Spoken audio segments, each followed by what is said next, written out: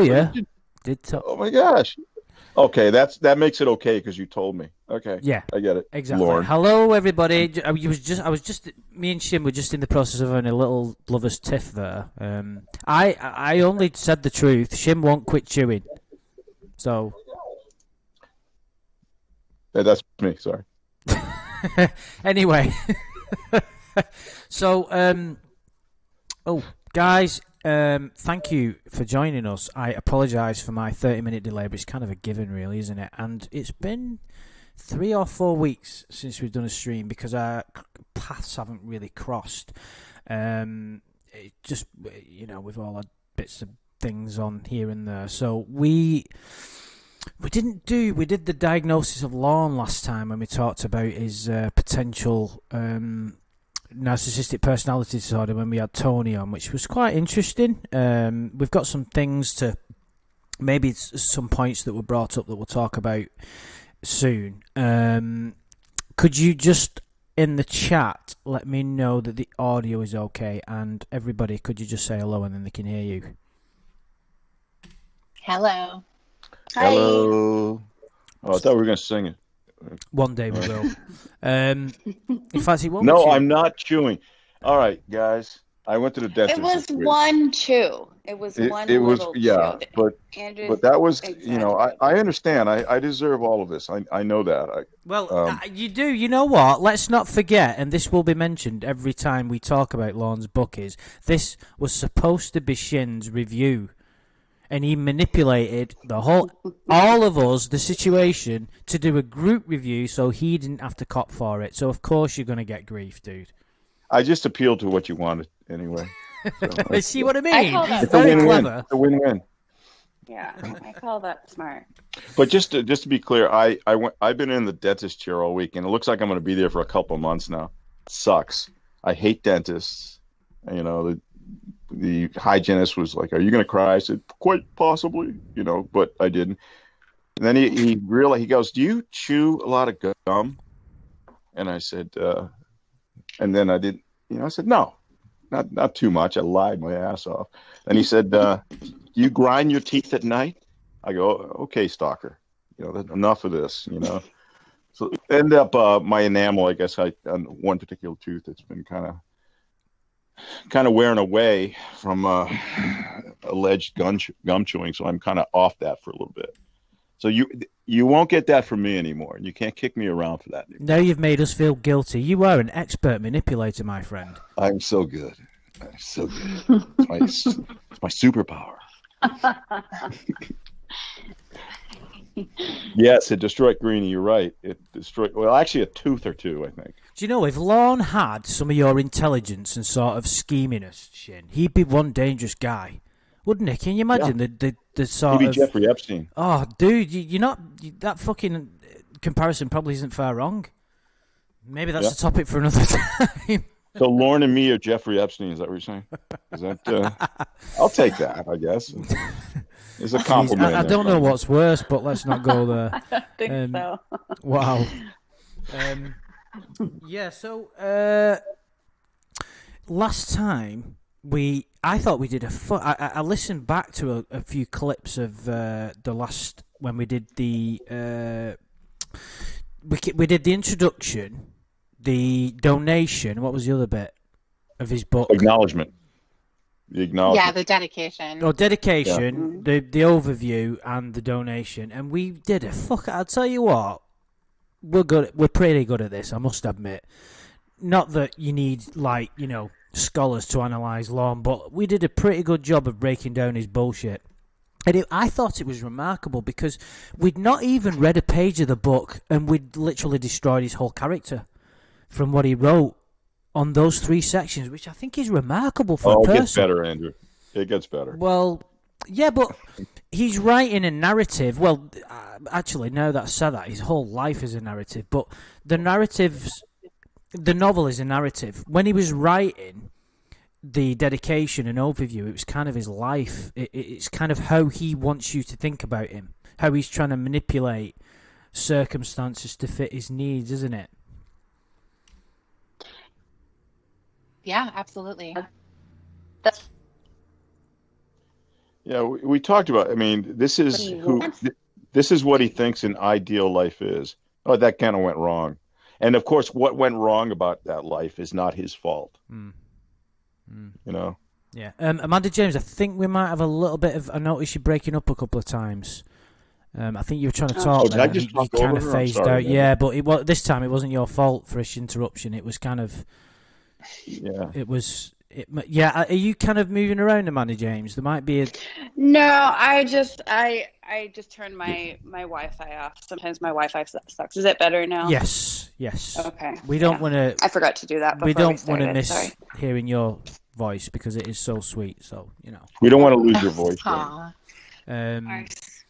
So, yeah, I thought I thought it was very insightful and kind of really there was kind of no need to read the book after we read that. Ironically, pretty much covered it all, didn't we? Exactly. Well, It's like- some of it. We're definitely going to get a lot more into how he perceives relationships with his mom and somebody who he might marry, things like that. So we'll definitely I get can't more into wait. that. But I think what was really interesting about talking about the dedication and his purpose of writing this book with the donation page is that he wants you to think that he wrote this book to help other people. Yes. To be this guy, I'm writing this story because I want to tell the story of somebody who went overseas and now had a really hard time coming back and how it's such an awful experience. And 50% of the profits is going to the Wounded Warrior Project. How many times have we heard that? Talking about his mom and how she's as sweet as she can possibly be. I mean, we've only heard, obviously, some snippets of his mother. We don't get the full experience of how she is with other people in her family. But is she the sweetest as she could be? She is I annoyed don't think by Lon even Lauren. knows her. No, I don't think he does either. I think that, when he's talking about how sweet she is and she extends herself to the rest of her family, number one, that's what he believes she should be doing as a mother. That's her job. He said that one time to you.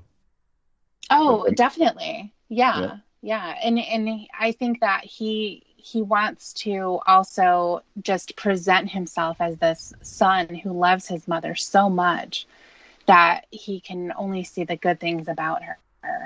And of course, like we talked about with mentioning this brother, that he wasn't even around when his mother experienced that traumatic event of losing a baby. He wasn't even there. Mm-hmm. So, and then of course it brings up the idea that if that baby had made it, that maybe Lauren wouldn't have been born because he was the last one. Now that's We're the not to ones who should say be that, mourning. right. That's not to say that it wouldn't have happened because perhaps birth control wasn't exactly the number one priority in that house, considering how many kids they had. But it is possible. It is possible that there wouldn't have been any more. I think that the him mentioning his brother that didn't make it very insightful. I think we had a conversation about that, didn't we, Tiffany? About the kind of ramifications of it. Why Lorne chose to mention it. You could do a psychology paper on that, really, because it's like I think it enraged me the most, that because with a lot of Lorne's goofiness and kind of virtue signaling, if you will, you can kind of just laugh at it because he's so pathetic and harmless. When I say harmless, I don't mean that he doesn't have. He is a predator, obviously. Don't misinterpret my words. What I mean is, he's not smart enough or good looking enough or rich enough to cause harm on a mass scale. But when he said that, I was like, "You bastard!" Like, what? There's no. It was like it was the worst thing he could say. He's trying to curry, he's trying to like induce sympathy.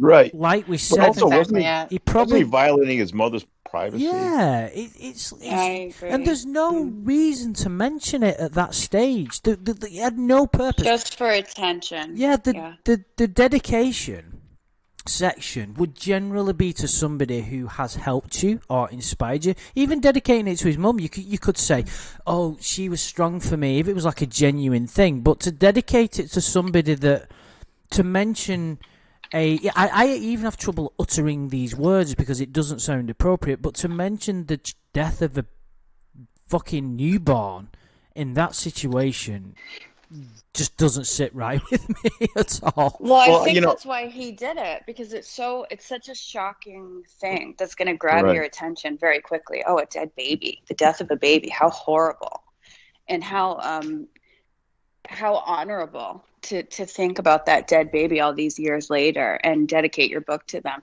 But he was I think we said this last time. He is, stealing his mother's loss and trauma, and that's such an incredibly painful thing for a woman to lose a baby. Is probably one of the worst and most difficult things that can happen to you. He didn't experience that. He didn't suffer through that. That's her loss. Of course. And he had it's just such a Lorne-like thing to do. Yeah. The more I hear about Lorne, the more I'm like, yeah, that's exactly a Lorne thing to do. It's just a scream for attention in the most it's the worst way, isn't it? Well, no, actually the worst way. Yeah. He's done worse. And again, this is delicate and sensitive to some people who might disagree with me, but I totally think his story of child sexual abuse is bullshit. Yeah, I don't. Would potentially open up a can of worms there. I know. I understand. We're not going to start that, but that's in the same vein as that. Maybe. Trying to evoke sympathies. But here's the thing, though. In retrospect, and out of left field, which most of the stuff he says is, if he had replaced his stillborn brother Michael for mac and cheese or something like that, that would have been a little bit better, I think. It's still weird, but the mac and cheese. Yeah, dedicated to the mac and cheese that I never got. That never got. I mean, exactly. I mean, use your fake sympathy evoker there. Yeah, well, that's what I mean. When you watch the example of my past video, right? It doesn't really. It's amusing more than it's enraging. It is frustrating because you think we see through it. Yeah, but, if he was smart enough. And he can manipulate you. It's disgusting. Yeah, it's that. I think we probably all agree that was the worst part of that whole. The kind of. There's no humor there. You can pretty much make a laugh out of everything, but it shows that he's got zero consideration for any other person at all. And I have to sort of remind people, not that I'm trying to patronize people, but it's important to establish that there are Lorne is what they call in spiral dynamics stage red, if you want to look at it. It's quite interesting, but it basically means that at the bottom, when it comes to developmental cognition, he's got no empathy, all selfish. And him doing that, we are able to view it from a lens of like moral judgment, if you will, and we can try we can look at it and evaluate it from our own standards and our human constructs of right and wrong, and we can say that's wrong for this, that, and that.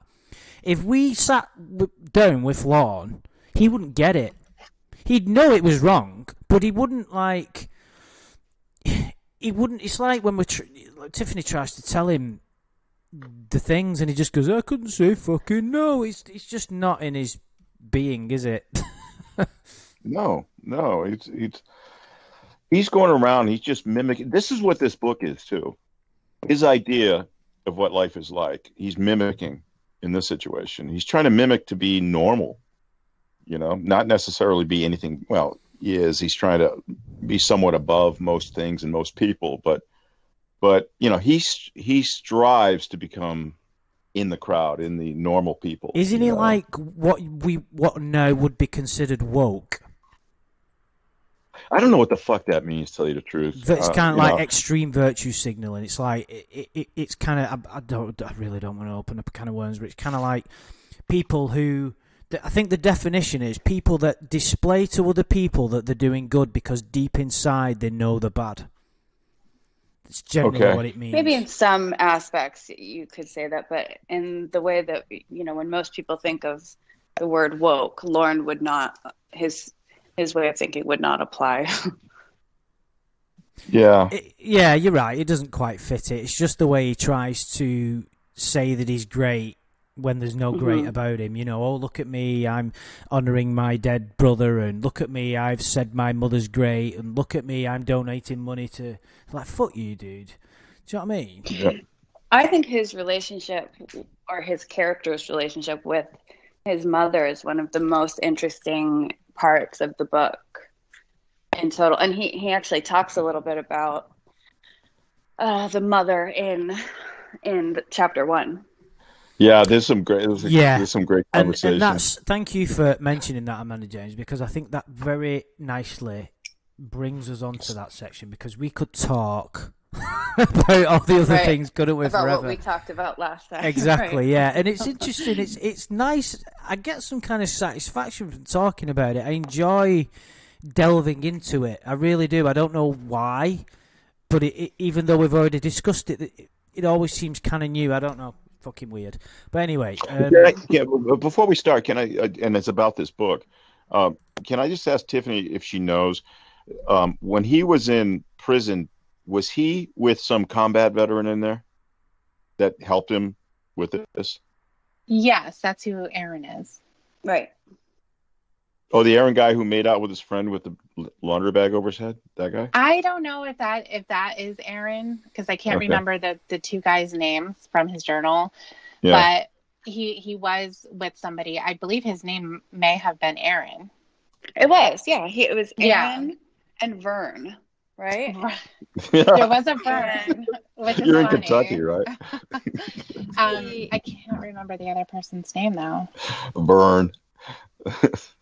I believe Aaron was his cellmate, maybe, and I think he had been overseas, so he's kind of loosely based off him. Because I know he named several characters in his book after fellow inmates, right? Yeah, he did. All the names in here are after, from what I remember. There's a few of them. I don't think there's a Pablo though.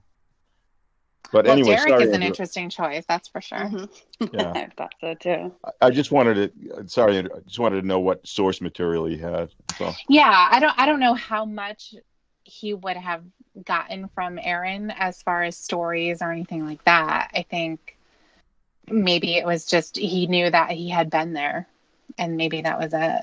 It would have been nice if he acknowledged him in the acknowledgement. It absolutely would have. Yeah, but he acknowledged all of the soldiers, and he hopes that everyone donates to the Wounded Warrior Project to encourage others to donate to this cause to give back to the United States soldiers what they have given to their country. Listen, what? Blood's boiling. I need one of them stress balls when I'm doing this. I'm going to get one. I'm going to order one off Amazon right now. Right, okay, let's move to the book. So it should be on the screen. So let me just... I nominate Tiffany to read first. Well, actually, I wanted to read the first bit. Oh, okay. Because, well, not that it matters really. We're all going to probably come to the same conclusion, but we'll split duties anyway and make it fair, and we'll get through it. So, Aaron, who's the main character, left his house in Bloomington, Indiana, and drove to school in the 1996 white Ford Taurus. His mom bought him as an early graduation present. Now, already in the first sentence, I'm thinking his evaluation of people gaining prestigious items is through gifts from their mother. Mm-hmm. Isn't it? It's like nobody can earn something. It's got to be fucking given to them by their mother. Yeah. Well, shows how much his mom loves him. I'm sure she worked 3 jobs and saved up and sacrificed her own special things so she could buy her beloved son had a stillborn graduation gift. That's her job. We're never going to get through this. I know. Every fucking sentence. I'm reading the next I love it that the car's white as well. It's going to be a white truck. What is it? Sorry, guys. What is a Taurus? We don't have them over here. It's a mid-size sedan. Yeah. Yeah. Oh, so it's not a white truck. It no, is, it's not a which truck. I think is interesting. I had a Taurus. I think he's always been into trucks. It's actually a good car. Hang on a minute. How fucking old is Aaron? Oh, because He's in high school. right, okay, fucking right, fair enough. It's got to be 18. Right. Yeah. Early graduates, 18, right, okay. It was a cold December morning and the roads were slippery from the fresh layer of snow that had fallen the night before. Is there any point of that? But fair enough.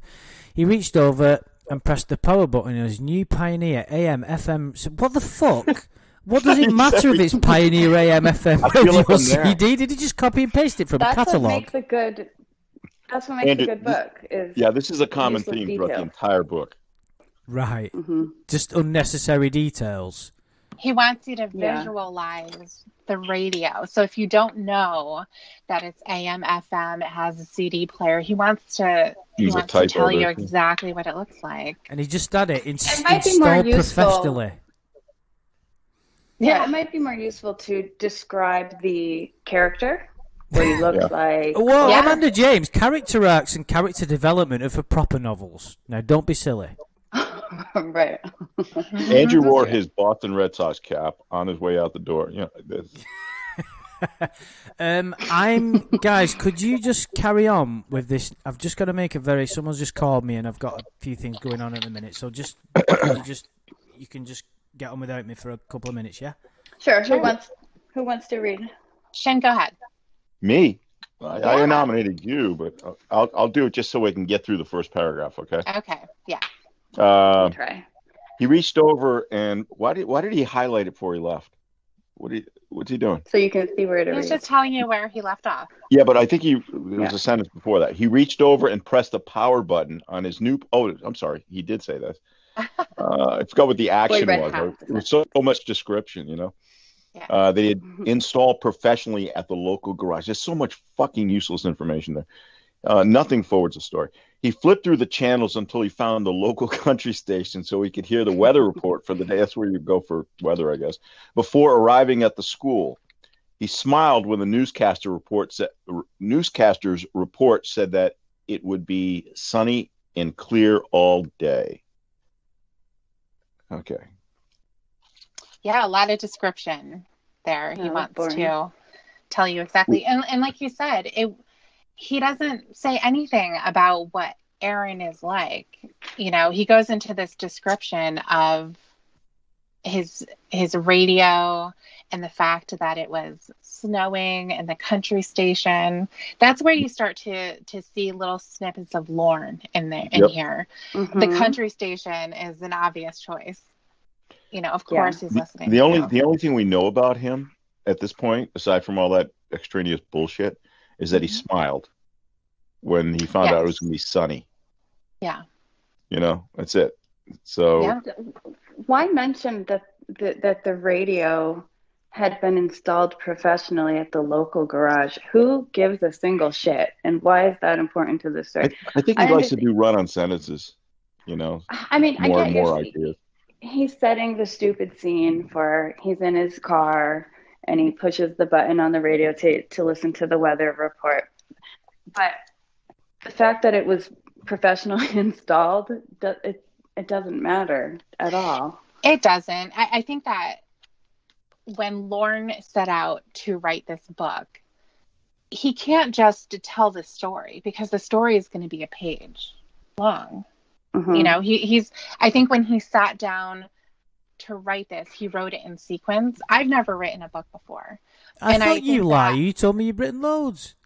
No, She I has. never did. I thought you But- wrote Road Less Traveled. That was you, wasn't it? That was not me. That was not me. That's what you've been preaching to me. Never mind. But I think I've heard that when people write books, it's not just starting at the beginning, going to the end. Sometimes they'll have an idea to write a chapter and then they'll insert it somewhere, kind of move things around. I think that Lorne quite literally sat down and said chapter 1, and then he started writing his story. So I totally I agree. think that especially at the beginning, and we do see it throughout as well, with these really mundane details of pressing the power buttons and picking up the phone and pressing that type of stuff.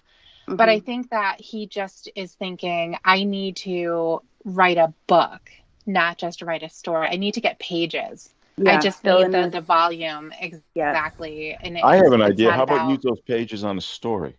You know, I think somebody told right. him, I think somebody told him, hey, you know, a good sign of a good writer is description.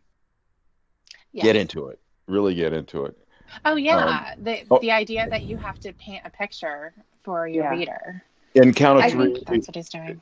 made a good point. I mean, we're going to run into so many typos through this. I think we might as well ignore them. I mean, Can I just check that you, because I was away for a minute or so, I assume we picked up on the fact that he says local country station.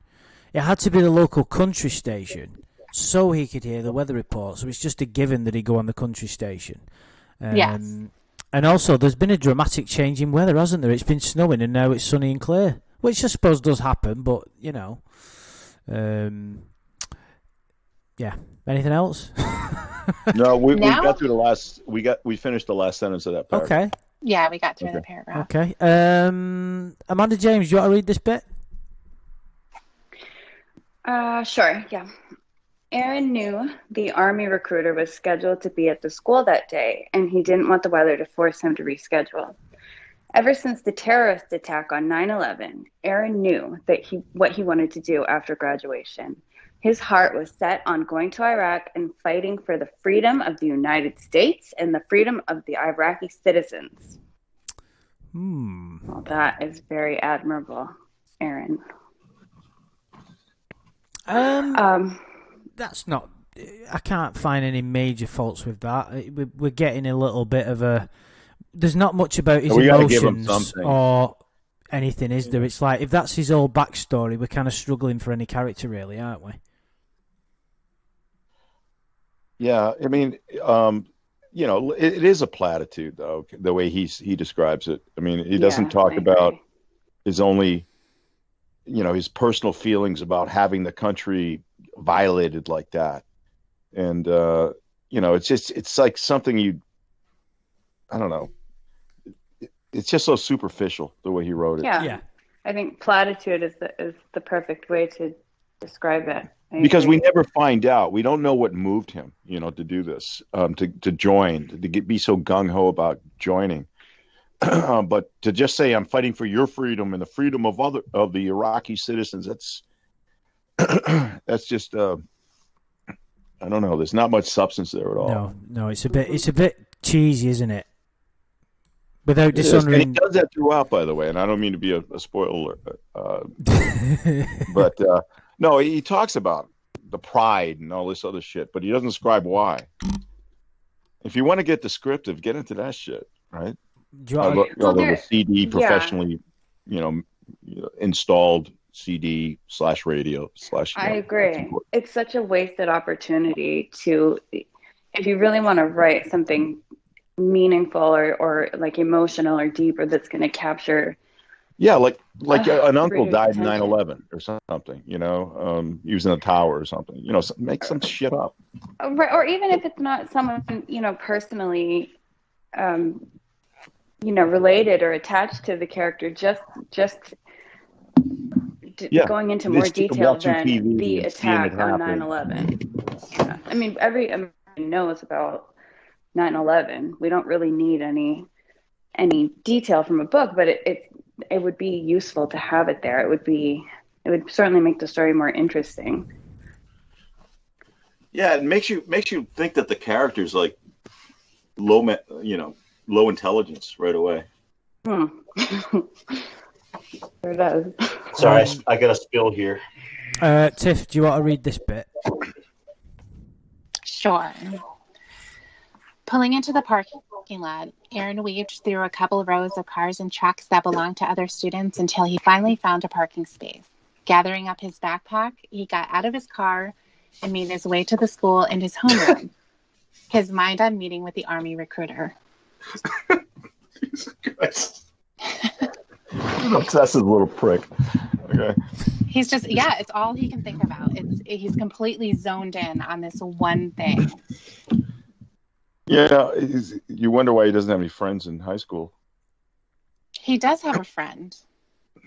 Does he? I don't remember. Yes. Oh, the guy who stopped at the He's locker coming up. briefly. Yeah, But he blew him Derek. off. Yeah. Okay. We're going to spoiler territory again. Right. Do you want me to continue? Yeah. The bell rang at 11 o'clock. Aaron had 45 minutes to eat lunch and talk to the Army recruiter. He gathered his books off his desk and walked to his locker.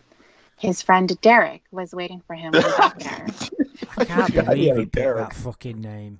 I don't know. That was definitely something that was pretty shocking.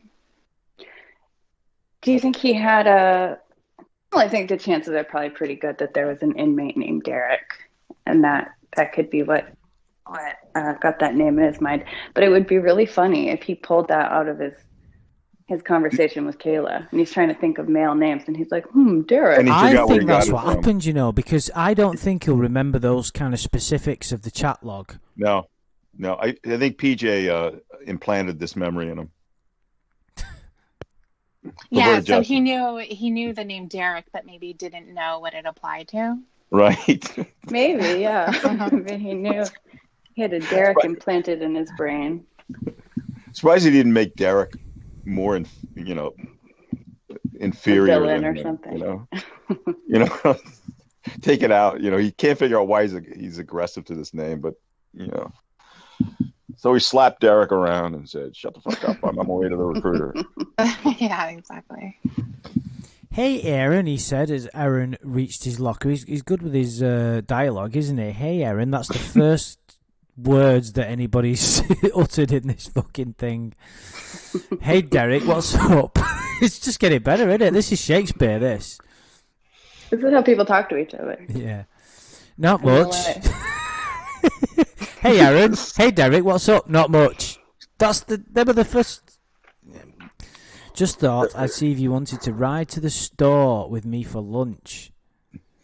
God, I'm getting bored already. I can't today. The army recruiter is here. And I'm going to talk to him right after I'm done eating. Sorry, maybe tomorrow, though. All right, Derek said as he slapped Aaron on the back. I'll talk to you later then. That's what friends are really like. Right, that's how teenage boys talk to each other. Yeah.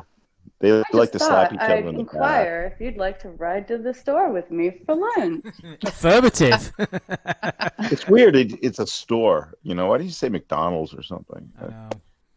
He's not. I don't know. He's not really got into the heads of the characters there, has he? He's not. Aren't you supposed to? I mean, I've never read a novel, but I assume if you're going to create a couple of characters, you do a bit of note writing about, right, this is who it is. This is the kind of guy he is. This is his backstory. This is what he looks like. How about that? Good point. It's Derek. We never Derek get. popped out of the chat log and said, "Hey." I don't think we ever get a description of Aaron, do we? And I'm going way ahead, but I'm trying to think. I'm trying to remember. No. Of what? Yeah, we never really get. We get only vague descriptions of other important characters too. Well, the other thing, I'm sorry, just to stick with his storyline here, Aaron is the one who is turning Derek down. And so you would think a consolatory, kind of like consoling him a little bit with a slap on the back would be appropriate there. But in this case, Derek slaps Aaron on the back like he's Mr. Super Popular or something. Aaron's the alpha. Aaron's the alpha, exactly. And he gets the slaps on the back. Even though Derek is the one that was let down here. Yeah, the thing is as well, that conversation there was a real good chance for some character development, wasn't it? Because if they had like a proper conversation... Andrew, that's not the first time you're going to say that in this whole thing. But what I mean is that's the perfect opportunity to get the ball rolling, isn't it? You could do all kinds of stuff there and really set up things and maybe have a bit of some kind of a... They could discuss anything, and we could get an insight into both of the characters, what his feelings. I'm really nervous. I've been waiting for this for the last 10 years. Yeah, no, I feel so have I. I remember that time when we used to play army in the school. Who'd have thought we'd have been, that kind of shit. Yeah, there's no discussion between the two of them. This is supposed to be, I believe, one of his good friends. It's really the only one he identifies through the whole story. Outside of his army friend, but this is his only one from his hometown and doesn't seem to have any awareness at all. Well, the of only his. purpose of this interaction is to highlight how fucking weirdly Aaron is to his excitement about seeing a recruiter. We've heard it already, and we're going to hear it more Right. times. Oh, You just yeah. needed to lot do it of- in dialogue form. A lot of Yeah. the stuff in these pages is its only purpose is to fill room on the page. Mm-hmm. And be So Lauren descriptive. feels accomplished. Right, and be descriptive. Yeah. And be as alpha as you can. Do you want to read this bit, Shin? I'm giving you the longest bit to read because you deserve to be Oh, punished. shit. I will get through it without stopping. Where's the... can you scroll it up a little bit? I got half the paragraph. Unless I go over to Skype. There it is. Aaron closed his locker and headed for the cafeteria. He got in line with his tray and grabbed a slice of pizza, 2 cookies, and a can of Pepsi. He sat down at the first table with an empty chair.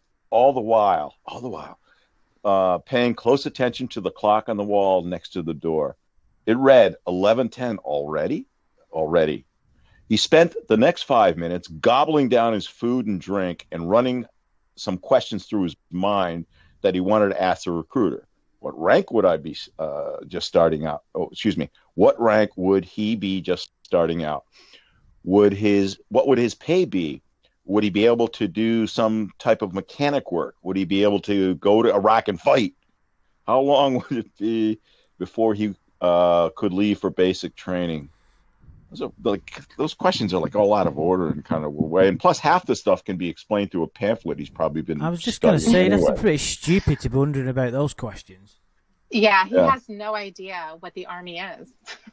Neither do I, but you can tell. Oh, sure. You know, you can just tell this is not somebody who knows what he's talking about. Yeah. And these questions he could have used this in his dialogue with the recruiter. Yeah, Sergeant Walker. Sorry, I didn't mean to give that away. I want to know whether he had, was that a Hawaiian deluxe pizza or was that just pepperoni? I want to know more about that. And what kind of cookies were they? Pepsi's They were chocolate in there. chip, right? He sat at the first table with an empty chair. No friends again. Rodol's just and mentioned stared that at in the the clock. chat and said, no, there's no socialising. Lunchtime is when you hang out with friends. No. Right. Yeah, who would Lauren's social never had like? any friends. Yeah. I he experience in prison writing Or this. high school. I'm sure, definitely. I'm sure high school, but because he's in prison while writing this. So I'm wondering if he eats lunch alone in prison or eats, his meals alone. He goes Exactly. for the first empty seat. But he chooses to use his time staring at a clock. I mean, who's going to sit with that fucking kid anyway? Hey, don't have a go at Aaron. We don't even know him yet. I don't hate like him. I hate You him don't already. really get to know him either through this whole thing. He's very You're right, generic. Tiffany. He's so empty. He's so. And he's eating his food like a fucking pig too. He's gobbling shit down. I mean, He's who's going to not sit very with good him? on nutrition either. This is his lunch. No. Pizza, 2 cookies, and a can of Pepsi. I mean, God, he's not going to be very fit, is he? Well, At he's least just it wasn't imagining baloney. a teenage boy as well. Yeah. He's How just long would- figuring look at that's these- what somebody would eat. I'm anxious to hear what's going to happen next to Aaron. Actually, no, I am. I know, but you might get a bit of a letdown. Listen, Amanda James, just because you didn't like it doesn't mean I won't. What did I say when we were doing this a few weeks ago? I said we've got to look at this shit show objectively. Now, please honour my original can't. request. I try. Yeah. I'm trying, but I really don't think I It's can. yeah. It feels like and smells like Lauren. It's too much. Yeah, I'm picturing a teenage Lauren sitting alone in his high school cafeteria, gobbling his Right. cookies Well, and pizza. because you're not giving him a break, Amanda James, you can read this next bit. Okay. Lucky you. He finished up eating, brought his tray to the counter, and walked to the study hall where the recruiters were set up and talking to other students that were interested in military careers. There were tables set up for Army, Navy, Air Force, Marines, and Coast Guard. Aaron Jesus made his Christ. way through the line of students, the table set up for the Army recruiters, and waited in line with 4 students in front of him. There was only 2. Are you fucking kidding me? There was only 2 Army recruiters. You got to read it exactly. You can't correct him. Okay. There was only 2 Army recruiters, so he knew he wasn't going to have much time to talk to the recruiter. He waited patiently as the line in front of him slowly disappeared, and he was next to see a recruiter. So somehow I feel that, like that the time word period, recruiter was used too many times. Yeah. Don't Oh, you yeah, think? that's- Sick of hearing it already. Mhm. but why would he spend a paragraph on the time he spent in line? You know, nothing was happening. He was just describing everything around him. You know, it's just, you know, there's nothing there. I Nothing. agree. He just wastes words and just says stuff that is Yeah, because not he's not important. establishing anything here. There's nothing about his mood, about how he's feeling, nothing's actually going on. He's just waiting in line. I could have summarised that. He's waiting in line to be seen by a recruiter. That could have just, you know. And you said that without saying recruiter 17 times in a paragraph. This one. Yeah. That's all you really need. Yeah. Still great if he made his way to the front and they said, no, they looked at him right away and said, no, sir, son. End of book. Yeah. The recruiter didn't like his horseshoe hairstyle and told him to leave immediately. And wondered what was his fixation with clocks. Yeah. God. Right, I've got to read this bit. It's quite a long one. When the next student stood up to shake the recruiter's hand and leave, Aaron read the name plate on the table as he walked towards the recruiter. Sergeant Walkins is what it read in big gold letters with a black... This plate must be described in Well, detail. look at the way he wrote it, though. Sergeant Walkins is what it read in big gold letters with a black background. I wonder if he's going to give us any detail of what the sergeant looks like, sounds like. Well, let's see. We get- The recruiter... Well, all we know is a recruiter held out his hand to greet Aaron as he approached. Aaron shook the Couldn't man's... he call him Sergeant Watkins at that point? That's a good point, yeah. Okay. But at least we've established it's a male. Aaron shook the man's hand in envy as he eyed the sergeant's uniform. Right, okay, so he's got ambition. We've had a little bit Yeah, you're weird, kid. we've Get had the fuck something out here. of Here's the start of a character arc. He shook the man's hand in envy. So that I like that. That means that he's thinking, yeah, I'd love to do that. I'm having that. That's the first and only bit that makes sense. I love it. He spent the next 15 minutes talking to Sergeant Walkins. It's with Sergeant Walkins now, not the recruiter. Okay. And getting all the information he could before accepting the recruiter's business card and making an appointment to meet with him at his office the following week to enlist. Aaron That's left. all. We don't get any. I'm sorry. That we don't get anything about what their interactions were like. Any dialogue, any description of the man. Maybe that's We got a coming, description Amanda of his James. nameplate. I don't think it's coming, but Well, okay. let me. Not have only a look. that, this is a pre-recruitment meeting. Yeah, well, I was just thinking, what's he going back to him for? This is an open day. This isn't recruitment. Andrew, you know what this reminds me of? This reminds me of if this were to be made into a movie or something. Carl Pilkington. Carl Pilkington. Pilkington, yes. Yeah. He'd be a perfect character for this. Yeah, or Tommy Wiseau, to be honest. Aaron left the recruiter's table with a smile on his face and the feel of more pride in his heart for this country than he had first sat down to talk to the recruiter. Amazing, he thought. What, 15 minutes of talking about my future in the military? What is it? You can't quote thoughts. It's quotation. Right. You don't quote thoughts, do you? You know, or you could say he said in his mind repeatedly, amazing, but you wouldn't quote it. Right, he thought amazing. He thought, what 15 minutes of talking about my future in the military could. I don't understand that sentence. What does Could that do to mean? my pride. He The fuck wrote he's it the feeding wrong his sin. way. He should have said something like, amazing what 15 minutes of talking about my future in the military could do to my pride. How about telling us what that 15 minutes involved? That's what I'm saying, Shin. He described the damn nameplate when nobody cares.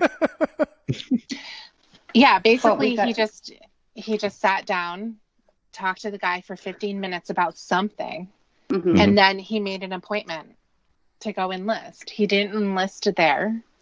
He basically didn't do anything. Do you know what He should just have shook his happened? hand. The recruiter should have gone, "Oh, hi, Aaron. I didn't know it was you. Hi, doggy." All right. They should have screened him right there. You're a weird fuck, man. We don't want you in here. No, the side hair is one thing, but you sitting here talking about your pride, and I heard you, even though you were thinking it for some reason. You I said heard it you, out but there's loud. quotes, so you said it out loud. Right. Yeah. he Hit the thought fucking out road. loud. He has side hair, but he's 18. You think he had the horseshoe hairstyle in high school? Yes. Okay. I don't like this guy. That's the thing, Aaron? Andrew. There's nothing about this protagonist we like. Nothing. Well, no, And it gets so far, better. what he's doing here is he's just going even further into this idealistic view of what someone feels to enlist. Now, it would have been interesting actually to ask Lorne, did you feel this sense of pride for your country when you went to the Air Force? Is that the reason why you did it? Did you want to go and fight for the freedom of some country and also fight for our freedom? Is that why? Yeah, He can you probably would have elaborate a said little bit yes. on that and tell us what Yeah, you mean he by probably freedom? would have and- said yes, because I Yeah. think that he wants that ideal view of this person, and he's going to think that anybody going into the military is going to have the same thing. Mhm. You know, Yeah. there's It's a little bit like a cartoon. So the characters are very two-dimensional. It's kind of like if someone was writing a cartoon to sort of get kids into military but it would only work if these characters were like, I don't know, talking dogs or something, because then it would make it interesting. But as it stands at the minute, you're like, what the fuck is this shit? I don't know. I just think that anybody who is so, I don't know, so longing to be with you or your organization like this, so obsessive about it, I wouldn't want him to be part of it. right. You would want him not to come to a Yeah, meeting chill to out, enlist. buddy. You would want to have him evaluated. Is this guy gonna? Yeah. What's he gonna do when he's overseas or whatever? Yeah, it's very bizarre. Well, if you listen, Lauren talks about, or Aaron talks about, or thinks. A bit of a Freudian slip Character. there, Amanda James. Well, they're one and the same. Lauren is incapable of writing from anybody's perspective but his own. I don't think he could. Aaron is Lauren, but what he admires about the sergeant is his uniform. He looks at his uniform with envy. Right. Yes. Right. Erdo made a wants- great point. There's only two emotions he had in that paragraph: envy and pride. Mm-hmm. Good point. Yeah, I think that's what he wants. And I can't help but skip ahead. But he talks about that again. Is he idolizes this sergeant? That's what he wants to be, and he wants people to look at him the way that he looks at the sergeant. He wants the recognition and the admiration from other people, and I think that's probably his driving motivation for all of it. Even talking about his pride for his country, he, like you mentioned before, Andrew, that's virtue signaling. That's, look how great I am. Look what a patriot I am. Look how willing I am to sacrifice. Even though for- he didn't do that. Now, can we just point out that this is a guy who flunked his kind of time in the in the forces, didn't he? Air Force, yeah. Well, he had the option. So from what I understand, he failed a test, and they told him to look for a different career They couldn't. Yeah, he couldn't find. They couldn't find a skill set for him. That's what it came down to. I mean, but if he really wanted to serve his country, I'm sure he could have found something, right? Yeah. Yeah. So I would imagine so. I would imagine so too. Could There's have all cleared kinds of landmines. jobs. Could have done all kinds of stuff. Yeah. He could have been a cook or No, God. no, anything. No, God. Well, I know, but I mean, there's tons of other jobs. Yeah. If it was such a priority. Well, from what for I him. understand, he was cleaning fuel tanks, and I Yeah, don't we know need how much to- more of we a need to menial try and- thing that you can do than that. I mean, even there's nothing wrong with doing anything in the service. Even if it is cleaning fucking toilets or whatever, it doesn't matter. And he didn't even do that. They're necessary. Yeah. Yeah, Right. and- That's what I'm saying. Of course, and can I just point out as well, and I don't know whether it's something that's already been mentioned, but when he says here, what 15 minutes of talking about my future in the military could do for my pride, that's because, have you noticed how it's 15 minutes as well? It's a kind of figure that always Everything's pops up in 15 Lorne's minutes. brain, isn't it? 15 minutes. Yeah. It goes to 15 minutes to do this, 15 minutes to write a poem, 15 minutes to write what. And it's because he's too lazy to write out that 15 minutes of dialogue. You could have Right. the book was short. Oh, he does right? that a lot in this book, Yeah, Andrew. the He does that a lot. book- He recaps important conversations in just a parenthetical thought like that. Yeah, so 15 that minutes. 15 minutes of dialogue that he should have wrote, he summed up in one word: amazing. Because he couldn't be bothered. Now, you could have established, as well as the conversation between him and his friend, that could have set up so much. And also the conversation, you don't have to quote 15 minutes exactly, because that would take up a lot of time, but you're going to have to make a go at it. And you've skipped over a really important bit here. You could have had... Because, to be honest, there's quite a lot of interesting scenarios that could happen from a conversation that He's he has lazy. with the Andrew. recruiter. Remember the author. He's lazy. It's Andrew- funny that the laziness comes out in his writing quite brazenly, His storytelling. It's not even the writing part. His storytelling is lazy. Andrew's right. Everything's lazy. He skipped over this important opportunity. He could have used that 15 minutes of dialogue and the conversation they had to explain why he felt so much pride when he walked away. When he saw And- 9/11 on TV, something. Or what, like what he had a family admired member about or the something, or his sergeant. dad did it, or Right. a friend Make up some died. shit. It's fiction. Well, I think when he says, it's amazing what 15 minutes talking about my future military career can do for my pride, I think he was probably imagining himself in a sergeant's uniform one day, feeling very proud already, with Yeah. what he could become in the military. But it would have made sense if he described the sergeant, maybe talked about his demeanor and why he found him admirable or would be proud to be in the same position as him. It was But he just the just skipped. uniform. Yeah, that's it. And that's he was empty. probably right. He was like the Invisible Man with clothes on. Yeah, I really like the way Surprised the that recruiter uniform looks. spent 15 minutes with this idiot. He's that son, we're pretty much done here. Why am I not done with my cigarette? Well, I think it's interesting that he is pointing out envy here because, it was pointed out a little bit ago that he feels envy a lot, and that is Lorne himself. He's very envious of his brothers and his sister, and he wants to be in their position. That's why he went ahead and did all of the things that he did as far as money was concerned. He was trying to buy their love. Mama Gwen was right. Right. He wants to be admired. Exactly. And that Well, is you what got him to he- admit that too. You got him to admit that he was expecting something from his siblings, exchange for that mac and cheese bullshit thing. Yeah, but she had to spell it out so Right. carefully. But what she got out of painfully, him is that he had an expectation, number one, and two, he was trying to buy their affection. Of Those are two course. things Well, that's what everybody knew. Right. Going into that, everybody else knows, but Lorne isn't able to admit it. Right. That's what it comes down to. Someone's just put in the chat. I can't read. Can 775 pages. Is the book, I think, is what's being quoted. 175. 175. Now, Yeah. I don't think a great novel's ever been written in that few pages, I would say. Well, Hemingway wrote some short stories that were pretty Short good. stories, though. This is supposed to be a proper Yeah. book, isn't it? Yeah, It it should be like a vignettes, like several stories, Yeah, maybe. short stories. Yeah, Nothing.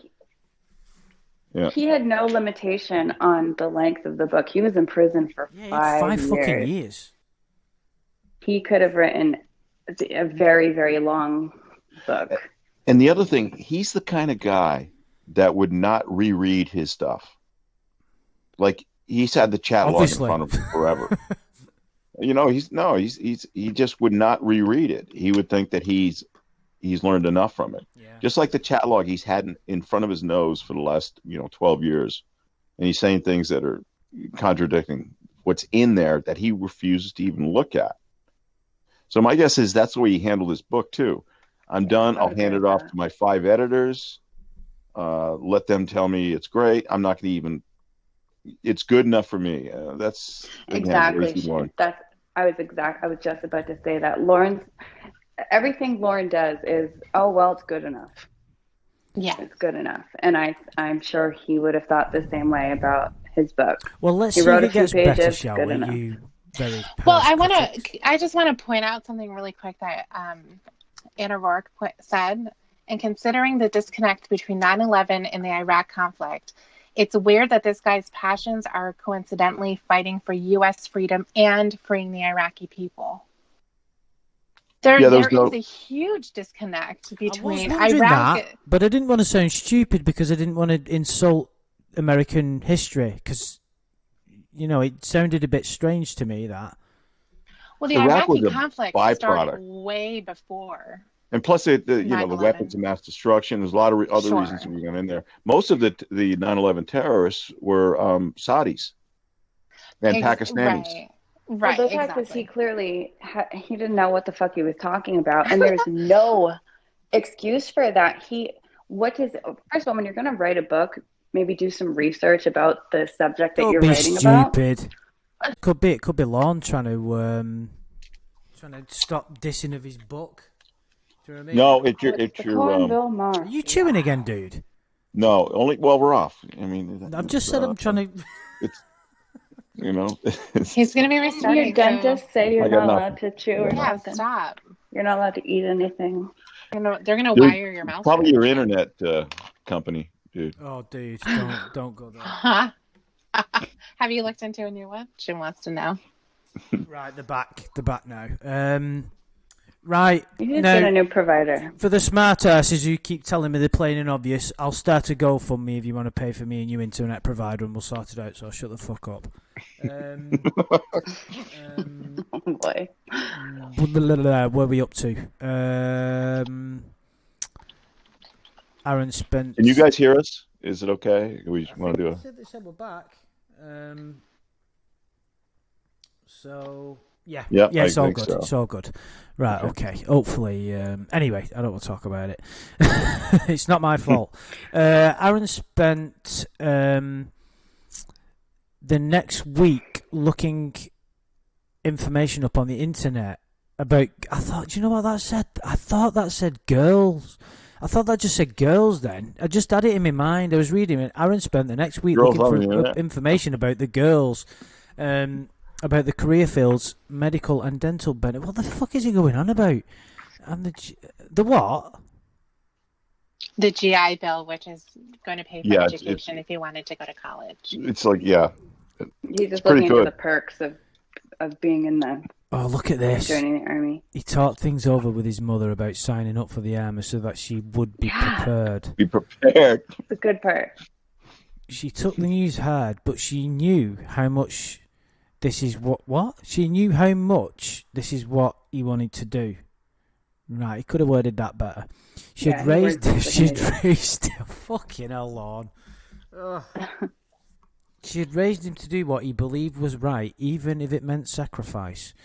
She couldn't tell him that she didn't want him to go because it would be contradicting what she had taught him. What? Do you know what? They, Sorry, can I just say this? This goes back Yeah. to what we said earlier about this. Is putting context in without any kind of scenes or any dialogue.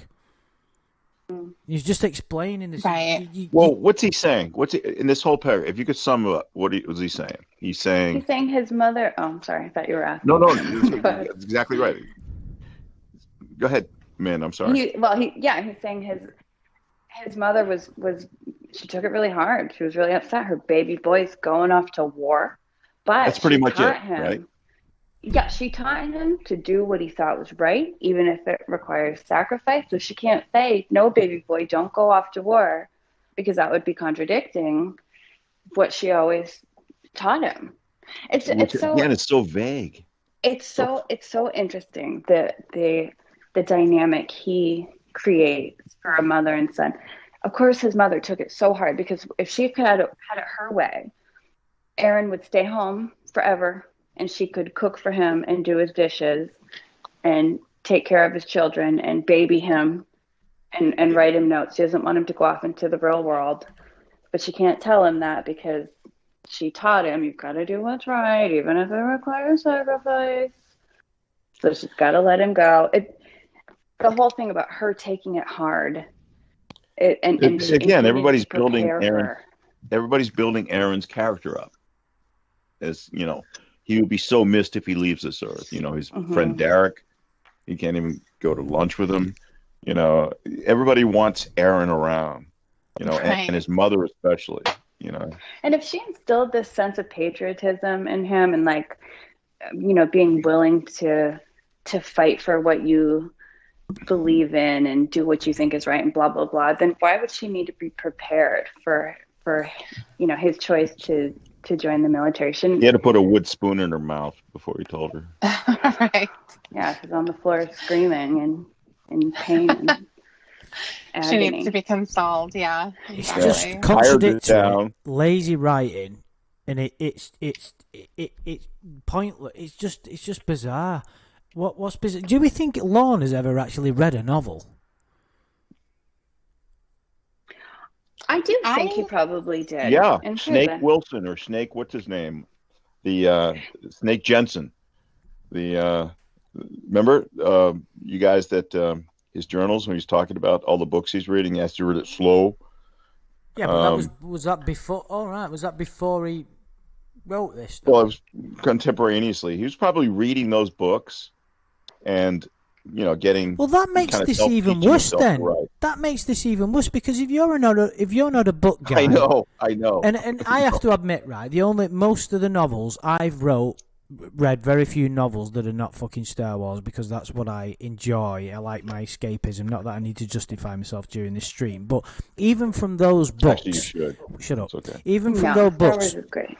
that are silly, right? The content, the premise is silly, but there's still some good writing in it, so you can get a flavour of how difficult it is to write a book, to develop character and scenes, and also at the same time have a story to make it, I was going to say believable then, but laser swords and all that, but none of that. And I'm trying to give him a break and say, well, he's not tried it before. This is the first book he's tried to write, and you could get away with it.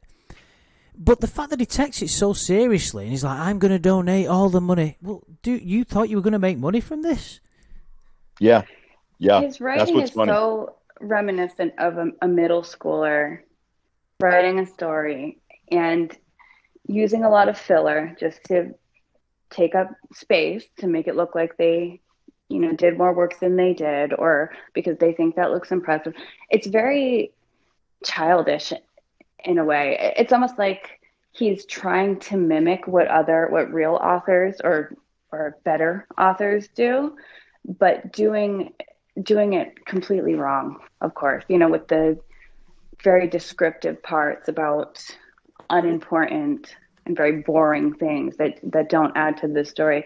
And writers usually every word they write has a purpose, that has a To further the story somehow. No Exactly. letters spurred.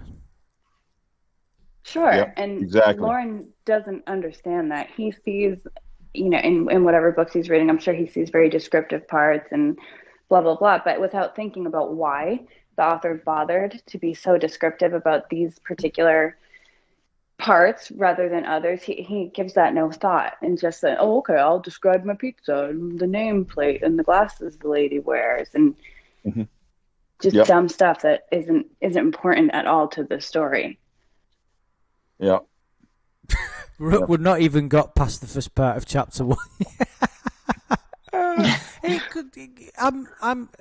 No, I'm not gonna lie anymore. It's not gonna get better, is it? But it doesn't get better, but it gets interesting and entertaining and fun to talk about. Well, okay, Amanda James, do you want to read this next bit? This very short paragraph. We can let you off with this.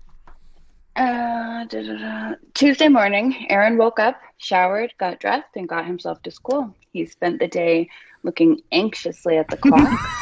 He spends a lot of time clock watching, this lad. The clock is talking to him as well.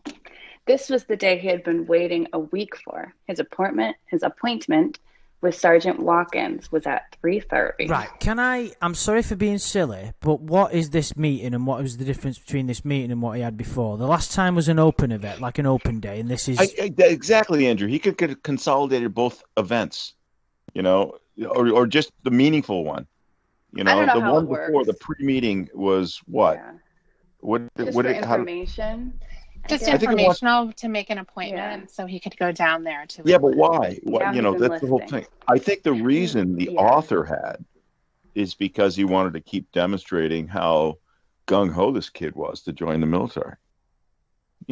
Blowing off his friend Derek, everything. The pre-meeting was just as important as the meeting. He took everything seriously. The clocks, they were just there all the time. He had to look at them. He had to stare at them. He woke up on a Tuesday, got a shower, took a video, got dressed, and got himself to school. He took a video, of course. Well, when was the last time he was so anxious and staring at the clock? When it was 4 o'clock. That's right. That's right. His birthday. That's right. I wish it was 4:30 already. Right, looking at that clock. It's so fucking funny that this guy would write this book and put this shit in it. This is his clean version of the chat. Oh, we owe this guy.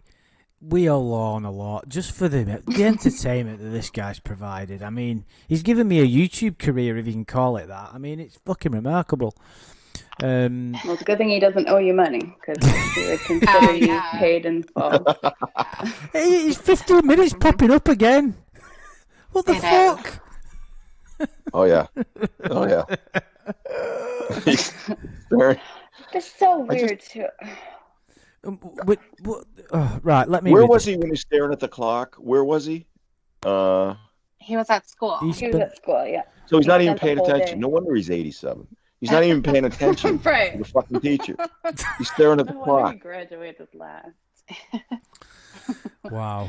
I think some of this is autobiographical. Oh, you're not kidding. Of course, because I don't think Lorne's got the ability for it not to be. I agree. Yes. Because wouldn't you have to have empathy and intelligence, a mixture of both, in order to write a novel? And objectivity. Because I was reading something about take more effort to write. Well, we've already established that bit. I was reading something. And he's lazy as hell. I was reading or listening to a YouTube video. I can't remember. There's a difference, but about how good reading is for you. I can't remember. I think it was an article. I was reading about reading, but it was talking about how healthy it is to read novels, and the suggestion was, when you're reading novels, you're putting yourself into the eyes of different characters, so it kind of teaches you empathy, and it allows you to be more thoughtful, and it's very good. In order to be successful, in order to pull it off. I don't very rarely watch TV anymore. I try and read as much as possible because I know it's better for me. I actually enjoy it more, but he's not doing any of that. You know what I mean? It's all his narrow view of the world, and his narrow view of the world is pretty dull, which is why this book's turning out to be pretty dull. And the same sort of things that pop up in Lorne's mind all the time: anxiousness, envy, 15 minutes, staring at clocks, mothers, white trucks, descriptions of food. It's like this main There's several- character. AM, FM radios. Coffee here. You want to There'll like be slap this descriptions of main meals. character right across the head, you know? Let me read this next bit. When the last bell rang for the day, Aaron hurried to his locker, retrieve his jacket, and then headed to the Army recruiting office. Okay. He pulled You know into his the name now. Yeah. He pulled into the parking lot. What? Hang on a minute. He hurried Look to at his the locker. fucking clock again. He pulled into the parking lot and looked at the clock in his car stereo. 3:15. I'm 15 minutes early, he said to his... Okay, I'll go in and wait to the lobby. I'm sure he won't mind if I'm a little early. So he doesn't do He dialogue definitely don't between want to do characters. that, He dude. just does him talking to himself. His The inner most thoughts. dialogue we've had is him talking to himself or what goes on in his mind. Yeah. Why was it important to mention that he was 15 minutes early? Because he's good. That's right. Well, for someone who stares at the clock so much, you think he'd have a better grasp of time and punctuality. Right. He wouldn't be surprised that he was there early. It's just such a useless sentence. You fuck this guy in the up. lobby. I'm sure he won't mind if I'm a little early. Who cares? Exactly. Why do you even say it out loud? That's what I'm saying. Sit in your stupid Taurus and listen to country music for 15 minutes. You're rude. You know, Derek should go around and fucking this guy's clock up. That would be a that story. would set him over the edge, and then he might kill someone. So Yeah. That's the thing. This guy is so obsessive and desperate. Can I just make a disclaimer? Screen him out right away. I need to make a disclaimer. Someone's mentioned the punctuation. Now, I have to say where I got this from. This is a copy and paste from the Temple of TCAP forum. It could be that someone wrote this out word for word because I don't believe there's an electronic version to copy and paste. So it could be that the grammar errors are not responsible. Are you with me? I hope they kept the good stuff in. I'm sure the grammatical errors and the punctuation No, errors. I am as well. Lauren. I just wanted to make it clear, just because not that Lon, but you know, we have to restrict. We have to be on the side of truth, otherwise, you know, we end up like Lon. So just in case. But of course, if there's any doubt, we'll just blame it. We'll just say it's Lon. You know what I mean? Yeah. Well, I it think is the Lauren truth is because I he's done. have the actual book in front of me. Oh, that's right. Ah. Yeah, Tiffany Yeah. knows the It's the truth. same. It's the same thing. He gets Is it a no signed break copy? where you're concerned, does he? You've got him stitched up from every angle, haven't you? That's right. Wow. Isn't it amazing how like one small paragraph can piss you off? Do you know what I mean? It's like, dude, and all he's doing is it's like, what the fuck are you going Just on a about? little early. As if he talks Well, to it himself pisses as you well. off because you spent the time and effort in reading it and got nothing out of it. And Right. who talks to themselves like that? If you're talking to yourself like that, you've got a problem. I'll go in and wait in the lobby. I'm sure he won't mind if I'm a little early. So he does a running narrative of his life of his going along. Shall I just He get up does. and just walk over annoys to the me. fridge? I'm walking over to the fridge. Right. I'm sure the fridge won't mind if I get a bottle of milk out.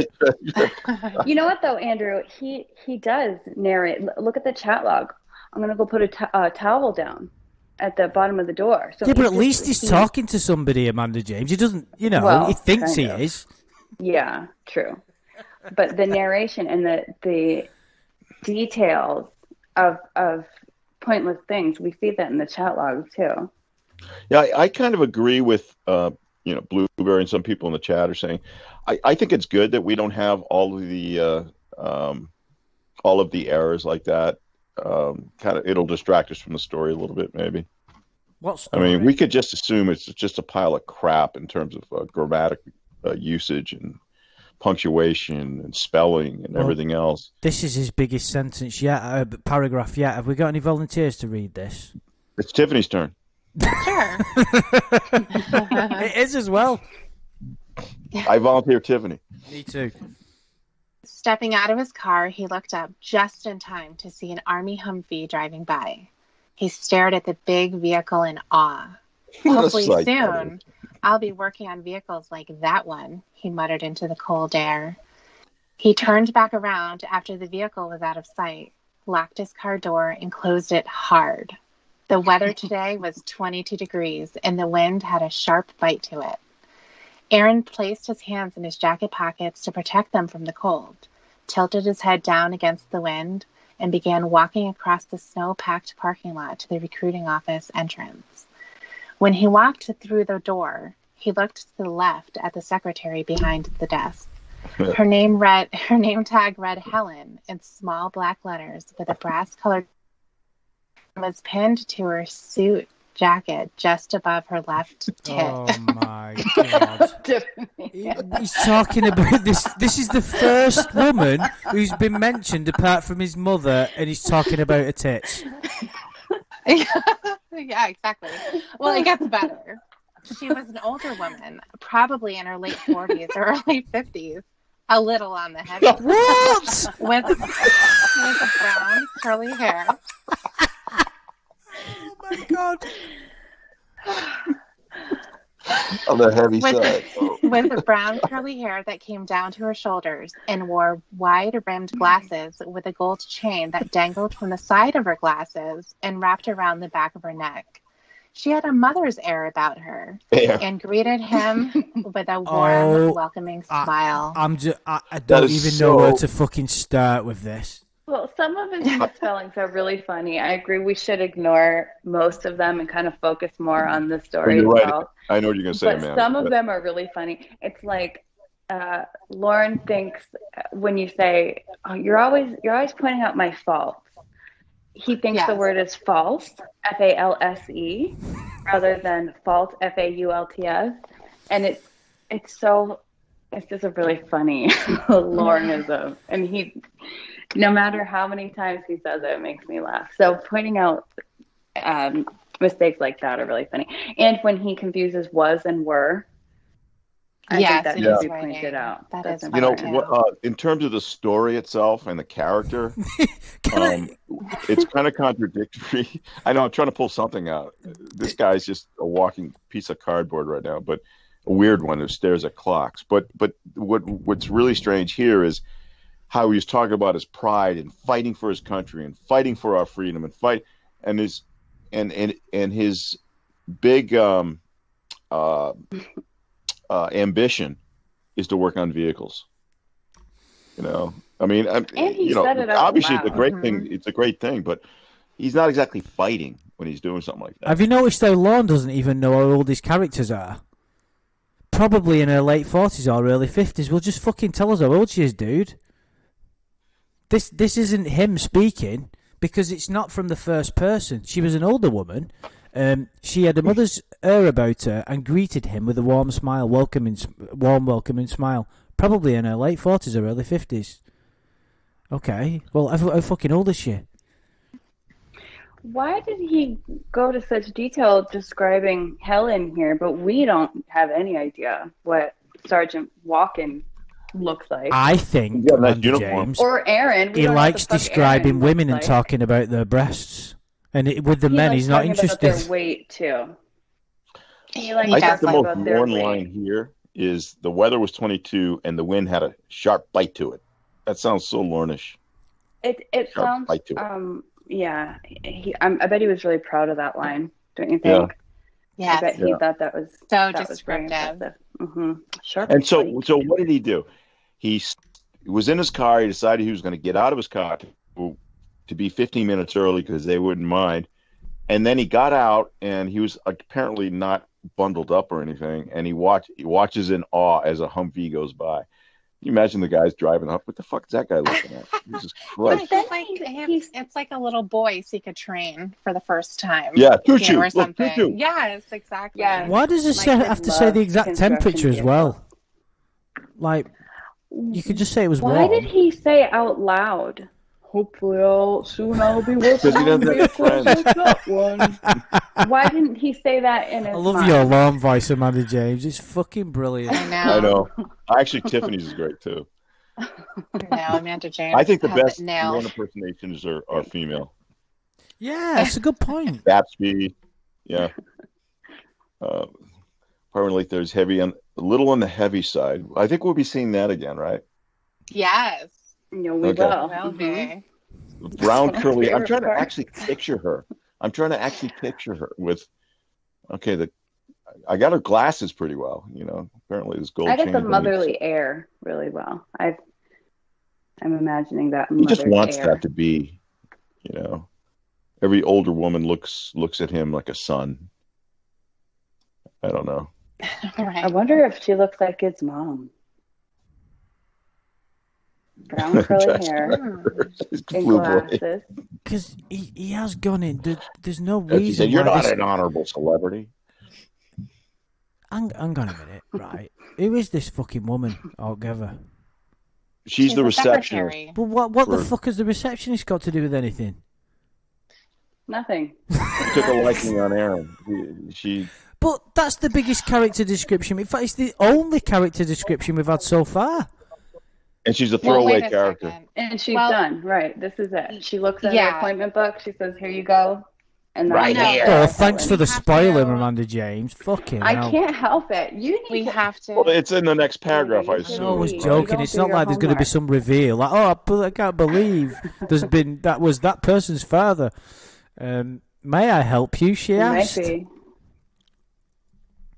Hi, I have an appointment with Sergeant Walkins at 3:30. Can I have your number? He replied. And what is your name? He watched her as she opened a large black book that read appointment book. That. What the fuck You know is how it? you were describing a cartoon earlier? That's like something you'd see in a cartoon. A big book that says in large letters, appointment book. When was this written again? This was published 2014, but he Oh, did by write it while then- he was in prison. Yeah, they weren't using appointment books. Everything was on a computer. She'd be looking at a screen. He's in the 50s, Lauren looking hates the like in a internet. Mad Men set or something. This is fucked up. Yeah. Oh my god. Oh, I don't like where this is going. She licked. So we've already had she licked, talking about her breasts and her weight. Okay. Do you want to read that, Shin? Yeah. Okay. Aaron Johnson. She licked her thumb and flipped the pages to the correct day. Jesus Christ. Today. At 3:30. And when Helen talks, I do the Nick Bagler impersonation of "There you are, right there." She said as she looked up and smiled at him, "Have a seat in one of those chairs right there, and I'll let Sergeant Watkins know that you're here." Is it the bird, Mom? Well, Yeah, that was rude. Did you hear it before, Tiffany? Him do it? Oh yeah. I think I nailed he it. did it. Yeah. Yeah. We're getting dialogue. We're getting unnecessary dialogue that does I know. nothing from unnecessary characters. But when we need dialogue from the real characters, nothing happens. It's just like, oh, amazing. And Yeah, you just summed up the book. That's what happens through the whole book. And I find myself asking why after every paragraph. Why did you write that? Mm-hmm. Why? What was your thought process? wow. Aaron turned around after thanking Helen and found a seat next to some army brochures. He picked up one and began looking at it while Helen let Sergeant Walkins know that his 3:30 appointment was there. Oh, fucking hell. Mr. Johnson. Aaron looked up in surprise. Why did he look up in surprise? He hadn't heard Sergeant Walker's approaching because he had been engrossed in the pamphlet that he was still holding in his hand. He folded the pamphlet back up, set it back in its place, and stood to shake Sergeant Walken's hand. Now it's getting good. We've got a meeting of two main characters. How are you doing today? Sergeant Walkens asked. Fine, sir. How are you? I'm doing great, thank you. I see you're ready to sign up today. Huh? Yes, I am, Aaron replied. Well, follow me and we'll begin all your paperwork, sir. I'm just adding bits on here. Right, your turn now, Tiffany. Aaron did as Sergeant Walkins directed and fell in behind him. As he entered the office, he looked around at all the certificates on the walls. The envy Aaron held for the sergeant began to grow to a minor case of idolism. What the fuck? Jesus Christ. He sat down in the chair in front of Sergeant Walkins' big desk and watched as the sergeant put together a new folder with Aaron's name on it. By 5:30, Sergeant Watkins had all of Aaron's enlistment forms filled out and had him set up for an appointment for a physical. It took 2 hours? So he's just sketched over 2 hours in space of a sentence. Yeah, Aaron was staring at him. For 2 hours. To the point of a minor case of I got nothing. I can't. That's what I was talking about earlier. He's envious of the sergeant, and he began to idolize him. Mm-hmm. Isn't that so weird? What are you looking at, son? It is, yeah. The thing is, envy isn't something that you would think of at that point because you're 18 years old. You're not going to feel envy for people that are like 20, 30 years older than you. Admiration, maybe. Yeah. Right. Yeah, Aspiration. you're going to be like, to be like him. I want to be like that guy one day, and that's what I'm going to do. It's like, you're not going to be like, oh, I hate this bastard. I hope he gets run over. It's like... He can go false valor and get that uniform if he wants. He doesn't have to go through that sacrifice of... Anyway, it's just so Lauren. It's just so fucking Lauren. Right, so we've established so far in this book, all that's happened is that he's gone into an army's recruiter's office and they filled out some forms, and he wants to join the army. So we get the dialogue when they're greeting each other. Hey, how are you doing? Oh, I'm great. How are you? Come with me. We'll start the paperwork. We get that unimportant dialogue, but none of the important stuff that happens in the 2 hours that they spend together. I don't know how it goes. I've never spoken to an Army recruiter, but I imagine they might ask why you're interested. There's just so many opportunities. Absolutely, of course. There's so many opportunities for an interesting book. That was the most boring, unimportant paragraph ever. I mean, every paragraph I say that. I have no idea what goes on with these either, but you would think that there'd be maybe the first vetting of the guy at this point. They would screen him, and like if this guy was a total freak, which he appears to be, whatever, they'd screen him out at that point, or not send him to the next total guy. Freak. Well, through this dialogue is where we would get a feel for the character and what kind of person he is and how he speaks and how he thinks. And that would be get none of it. That would be a great opportunity for us to learn about Aaron, right? Absolutely, yeah. What's your interest? Do you have any baby stillborn brothers? How do you feel about your mother? Yeah. But Lauren must know how these meetings go. He had to have had one at one point. Do you think he could call from his own memory? But maybe it was just that uneventful. Maybe he just sat in silence with the recruiting sergeant guy and filled out his paperwork, and they didn't want to talk to him. Yeah. Yeah, I don't know. He's a boring fuck. Yeah, it's very boring. He doesn't give any kind of details. He doesn't talk about what does the sergeant tell you what it's going to be like. Does he give you any idea? Because from what I understand from people who were going through this when I was in high school, who wanted to go into the military, the recruiters are like salespeople. Mm-hmm. They want to talk about all of the benefits that you're going to have and also what you could be doing and all of that. Yeah, I've seen it on The Simpsons. Right. So I think that there would be a lot that he would have to come back with from his own experience, and even in talking to, hopefully he had some kind of a conversation with Aaron. What was it like when you were in the Army? It doesn't seem like he has any idea at all. But again, I think the biggest missed opportunity is him not using this opportunity to fill out this Aaron character. I agree. Well, it's the first chapter, and we're at the end of it. Let's just get the last paragraph done, because we've not. I'm sorry, I didn't mean to dump on Aaron or the writer. Hey, you never know. This last paragraph might make up for all the rest of the terrible things. Aaron left. This is the last paragraph of chapter 1. Is that what you're saying? Yeah. Yeah. Oh wow, we finished it. Yeah, They're Erin. really short chapters. Well, that's yeah. We'll discuss it. We'll discuss an overview when we finish this Okay. bit. Aaron left the recruiter's office pleased with what Sergeant Walkins had done for him. What fucking okay? In 1 month, he would be on his way to getting his physical and being sworn into the United States Army. A smile spread across his face as he opened up his car door and climbed inside. In just a few short months, he would be on his way to basic training. After talking more with his mother that night, Aaron went to sleep dreaming of his future in the United States military. That's really bland, isn't it?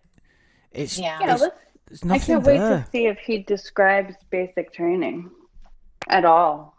If he describes it even at all. Like even a sentence. Right, even a tiny sentence. I'll be interested to see that. I got to tell you though, I did picture a smile spreading across his face. How can you I do picture too. his You know face? why? Because he's such Lauren. a weirdo.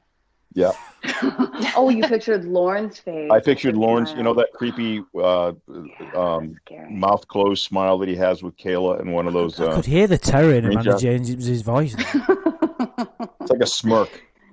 It's almost like evil. If somebody saw him doing that, they report him. Well, would Yeah. you rather see a smile spread slowly across his face, or would you rather see him do the kissy face, the duck face? Well, I want to see him slowly smile so I can get a glimpse of that too.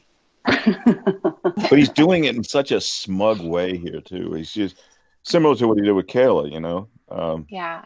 But you know that Well, smile. yeah, he's thinking, evil. I am so great.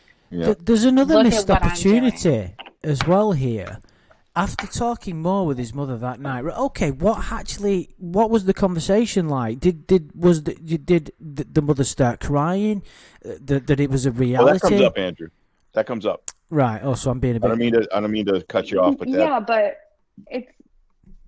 that's the end of the sentence here. I know it does. He does go into conversations with his mother more later in the book, but Andrew's right. After talking more with his mother that night, talking about what did you say? What did she say? Exactly. Yeah. And he says he's happy with what the sergeant did for him, and he had mentioned how he got all this information in their first meeting. What information? What did you learn? You didn't tell your reader anything. yeah, I'm gonna have to eat a little bit better, maybe do some more exercise, get ready for basic training. You know, Or something. the questions that he posed early in the chapter, Yeah. the questions he had in his mind for the recruiter. You know, what rank will I be? What will my pay be? Whatever other questions. We don't know what the answers to those questions were, and not to be repetitive, but like we said, that it would be such a great way to get to know the character by If he asked those having questions, him talk. if he asked Yeah. those questions to Sergeant Walken, Sergeant Walken would have looked at him and said, "You read the fucking pamphlet. I saw you. I mean, why are you asking these fucking Exactly. questions? They're in there." Well, and he But doesn't what- tell us what the pamphlet said. Just Yeah. that he was looking at it. And the other line that grabs me is went to sleep dreaming of his future in the United. What the fuck does that mean? Who remembers their dreams? First of all, second He of all, was what dreaming of kind of himself in dream is that. this? I know. He's dreaming of himself in that Uniform. But that's too In the broad, uniform. isn't it? Dreaming of his future in the United States military. What did he want to do? Like, at one point, he's fixing vehicles, and at another point, he's wondering about whether he's going to be able to fight. So he's not specific Have about. you missed the point? He wants to fight for the freedom of the Iraqi people. Yeah, and for but his Tiffany, country. at one point, he's He wants to fixing wear a fucking uniform. gearboxes. And he So wants his mother to weep with pride over in a corner somewhere, staring at him in his Yeah, gee. uniform. That's right. Well, he because fights. she was stupid and she taught him to do what he believed was right, even if it meant it was sacrifice, which is her feelings. She's devastated right now. And we know this because he was very descriptive of what their conversations We don't even were know if he and has everything. brothers or sisters, and he's an only son of the mother. Maybe that's the reason why we'll she's. find out. We'll find out. D- But we- what happens here at the end is he got into his jammies that night. His Yeah, mom but- gave him his milk and a cookie, tucked him into bed, and You know he she did. put his thumb into his mouth, and he drifted I off think into I a think he night of sleeps sleep naked. of dreams with the military. Yes, Yeah. yes. Aaron sleeps naked, dreaming about that uniform, Yep. Thinking about full Helen's of left envy. breast. Yes. The way that Yeah, name thinking of tag was Helen's left on that tit. breast, yeah. I think Disney girls got it right. I think Lauren is fantasizing about being a war hero, Oh, absolutely. dreaming about it, Absolutely. Yes. Yes, and the uniform. certainly. Oh, the Uniforms out uniform on a goes with it. battlefield. Yeah. Well, speaking of cartoon, it's like, you can visualize that dream bubble over Aaron's head as he's shooting his gun in his uniform, and everyone then has a parade for him and congratulates ticker him tape, for yeah. being hero. Yeah. You So, just painted a great New picture, Cornville. Tiffany. You are a better writer than Lauren. I just want you to know that. that was a that really short little scant chapter descriptive 1. sentence. There's Oh, nothing there. yeah, it is. No. I know. There really isn't. We got a Yeah. weird kid. This guy, I talked about this before. This character is weird, and even before he was fucked up or whatever he did before. I'm not after. We don't have to get into that right now. But he's unlikable. I think, or there's nothing to Antisocial. like. That's probably a better way of putting it. But he's obsessive. He's a clock star. He's got weird mother fixations.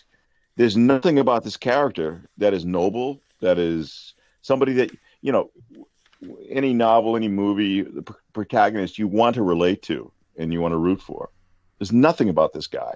No. As a matter of fact, I hope he ends up stranded in a minefield. I don't give a shit about this guy. Well, we know the story ends in a very tragic way that no one could see coming. That's right. We The do know twist. And even that pissed me off. But what you just described, Shen, is Lauren. He's obsessive. He's a clock starer, Right. and he has a he's a mama's really boy, weird- yeah. He's a mummy's Right. boy, isn't he? And he Yeah, but envies it's other gross. people that he thinks are of a Yeah, higher very status. envious. He idolizes people, and he wants to be idolized himself. He wants to be admired. And he calls started women it. about the weight as well. Yeah. Yeah. Slightly overweight. He talks to himself. On the heavy side. On the heavy side, he called Sorry. it, but slightly overweight. On the heavy side. Where was she heavy though? The bottom, the top? And her tits. Oh yeah, Her she's left got huge breast boobs. was on the heavy side.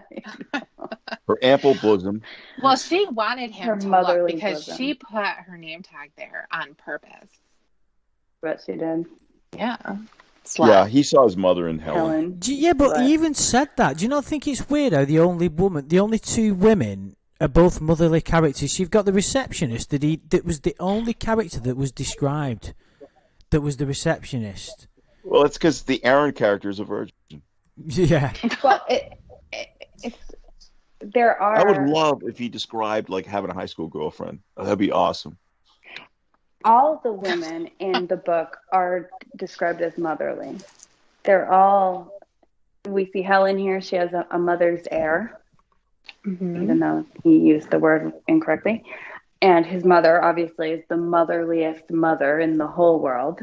And then the other woman that gets introduced into the story a little bit later, she's very motherly as well, we come to find. So it's really interesting. But he also, I'm trying to think of the his fellow recruits in the army. I don't think he mentions any None. females. None. He does Yeah. say that they are there, but he doesn't mention any females. You're right. Because what he's doing when he eventually gets there, and we'll get to that in the story too, he's doing man's work. True. Mhm. I got to Yeah. tell you, from what I Women remember are about the the beginning of this receptionist, book, secretary. I thought it was covered in chapter 1. And it was very little what I remembered about this book. But this whole chapter is just a throwaway. There's nothing there. Maybe agree. the next Let's chapter will give get us to more. the points of what we've established. Aaron's around about, well, we don't have his exact age, but he's 18-ish, wants to join the army. His mother's attitude is confusing, and he has a friend called Derek. That's it. We know But that's we never hear it. from Derek again. We never hear from Derek again. Yes, we this do. whole chapter. We do? Yes, we do. Mhm. Hmm. Oh, Yep. good. I love that guy. I mean, he's not. He's more interesting than Aaron, our main character. Derek's more lovable. But the whole chapter could be summed up very easily in like one paragraph. High school senior Aaron really wants to serve his country. He meets with an army recruiter and enlists. Well, Overstimulated by actually, clocks. all And of he's that excited. could be described in some very brief dialogue between two characters, couldn't it? Do you know what I mean? Right. Everything that's In a narrative. established in Yeah. chapter 1, between some decent dialogue in a conversation that he has with Derek or with fucking Sergeant Walkins or whatever he's called, it's just fucking a clusterfuck. This, it really is. It's like, dude, what are you going on about? You know, I just, do you know what I want to do? I want to get a physical copy of this book and twat Lorne around the head with it. That's what I'd like Yeah. to do. It wouldn't be big enough to cause any damage. That's a good point. Right. You'd have to get a pillow sack full of like 20 of them. Well, you would use his chat log. His chat log. That'd would knock be him out, on wouldn't his- That would do some damage. Knock him out cold. Yeah, see, he's capable of writing more. We already know that. Isn't that Can you funny? imagine if he had- One month, yeah. If Kimmy and Disney Girl actually chatted with him along with Kayla, he'd have 1,200 pages written. Well, I think that if there was a condensed version of that chat log, it would be much shorter. Because of course he repeats himself many times. Right. Yeah. You can't take Yes. that It's away very from him. repetitive. That's where the beauty is. So I think you're right, Tiffany. It could probably be narrowed down to like 3 or 4 pages, just Yeah. repeated over and over again for 400 times. I would 400 say, pages. yeah, you could.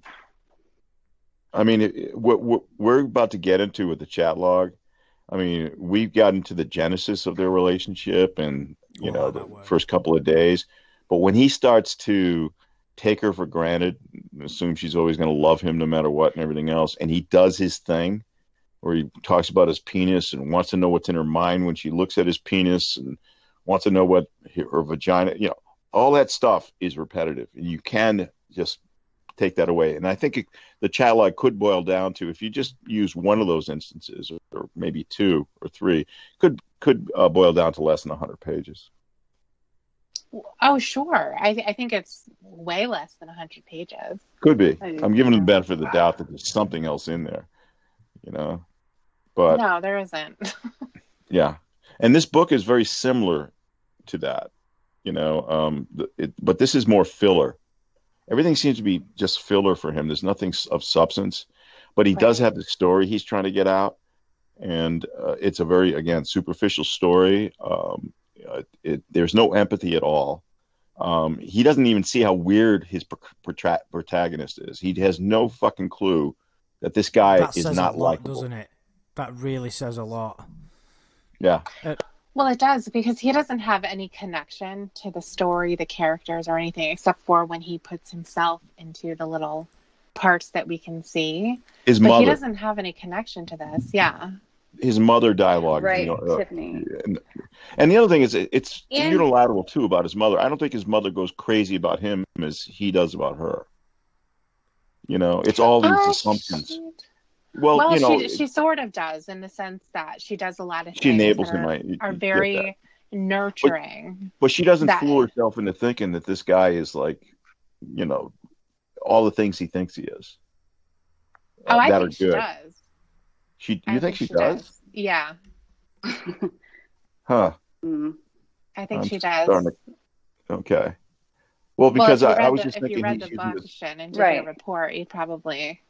Oh, I like that Yeah, dig. there is I one like that quote dig. that sums it up, and I think Tiffany's absolutely right. But it's interesting. Not interesting, but it's very Lorne-like that the most descriptive parts are the most important parts are like his experiences in the army, because that will sort of paint the picture of why Aaron goes the way he does, why everything happens the way it does. But I don't know if we're going to actually get any detail at all about that very important step. And it's because Lauren doesn't know anything about that. So instead, we get details about what Lauren does know about, which is the meals that his mother cooks for him, leaving his dirty dishes around for his mother to clean up for him. His mother idolizing him in her mind. What the relationship is between his wife and his mother. Oh, yes. That's a very, very interesting part I can't wait to get to that sex scene.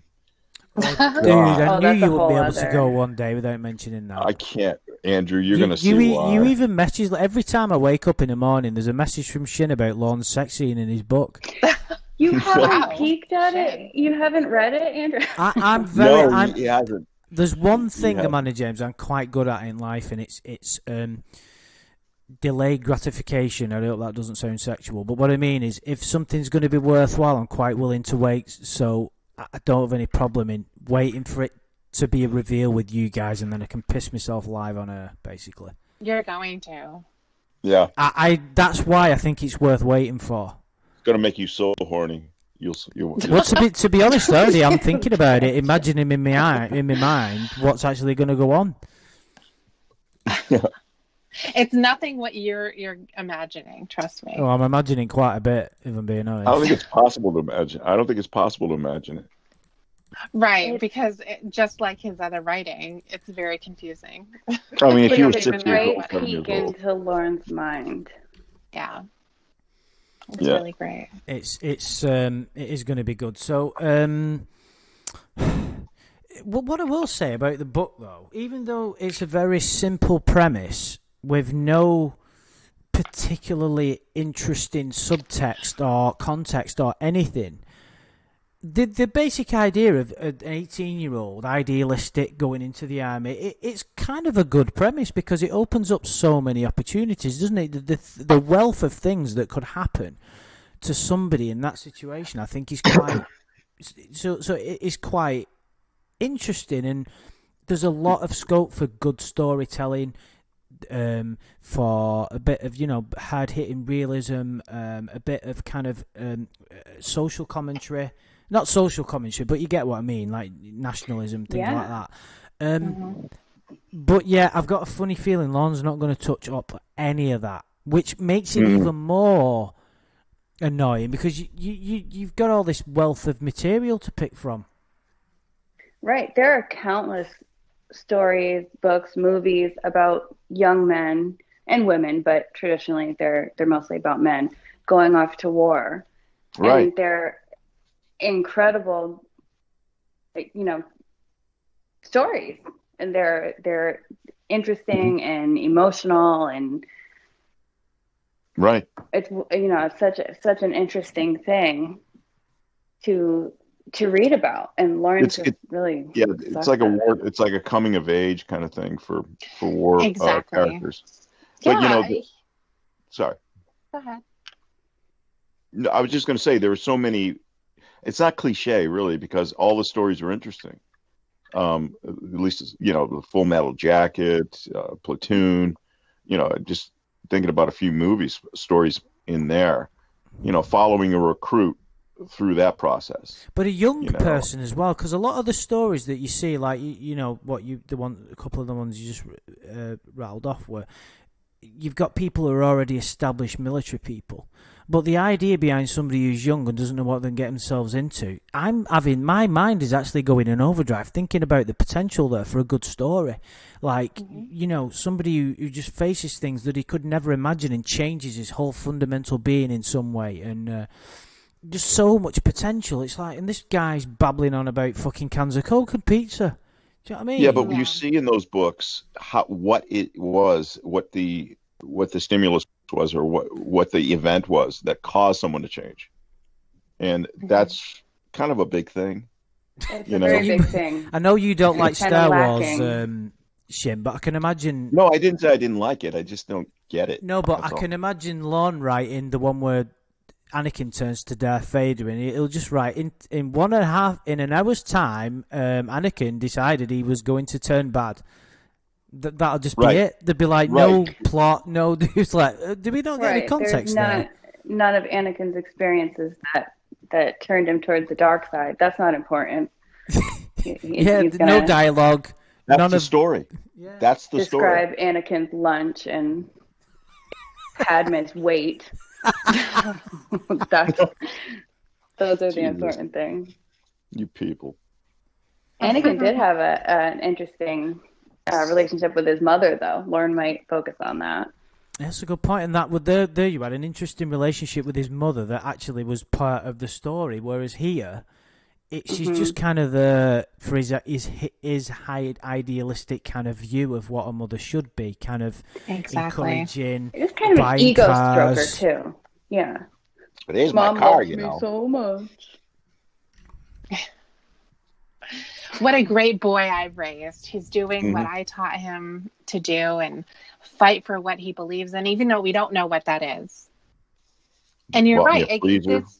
This really could have, the Ford Taurus. This really could have been an opportunity to do that character development so we can know who Aaron was.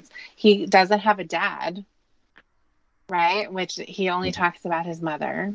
Mhm. And what does he believe that the army Oh, is? yeah. What the fuck's happened to his dad? Never Yeah. I never even mentioned. thought of He that. never mentions it, but that's Wow. also, yeah. Well, when If he's dead, he could just say that in one sentence. You know? we don't get much about Aaron's feelings for his own child either.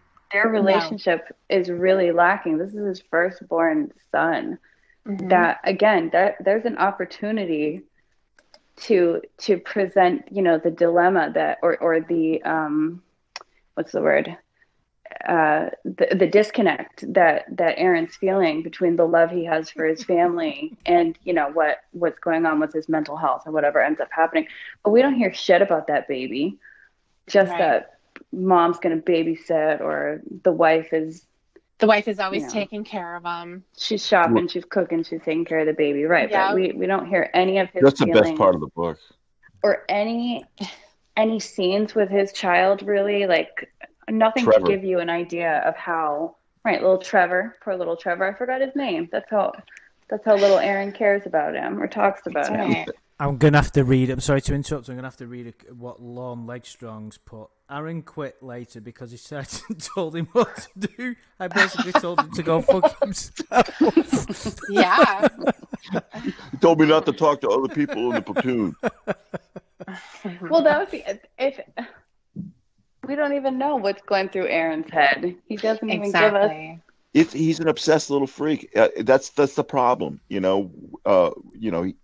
talks in platitudes about why he wants to join the army. He talks about wanting to fight and all this other stuff, and he's just a weird guy. He's not obsessed with his likable. mom. Yeah. And he's he obsessed talks to with himself food. in strange dialogue. Yeah, he's that Aaron. I gotta say, I'm rooting for him. He just focuses so much on his mother and food. Yeah. He goes into such detail. I think that's what he's the most descriptive with in the And entire napping. No, book. the the irrelevant food. character, Amanda James. Helen, the receptionist, is the only character that got a description. Yeah, right. As far as people, but like events, he talks about the food. Yeah, And the more radio. detail than is necessary. and he's always waking up to the food smell. Yes. You know, The Because coffee and the his bacon Lazy and fuck. mom. Yeah. And there's Mom no got up time real early. period She other works than 3 15 jobs. minutes. Right. So a clock in Lorne's world has just got like 15-minute segments. There's no like minutes. Duke It's just said he 15. came out of- 15. I'm surprised Aaron doesn't smoke. Me too. I thought that too. Aaron leaves the recruiter's office. He lights up a smoke. He Lights gets in his up. car. He lights up a smoke. He talks Yeah, to his that mom. would take more writing, wouldn't it? Yeah, I gotta quit these And things. plus, Lauren didn't start smoking until he was 19. Oh, okay. So, yeah, Aaron didn't do that either. Anakin turned to the dark side because he never got his bowl of mac and cheese.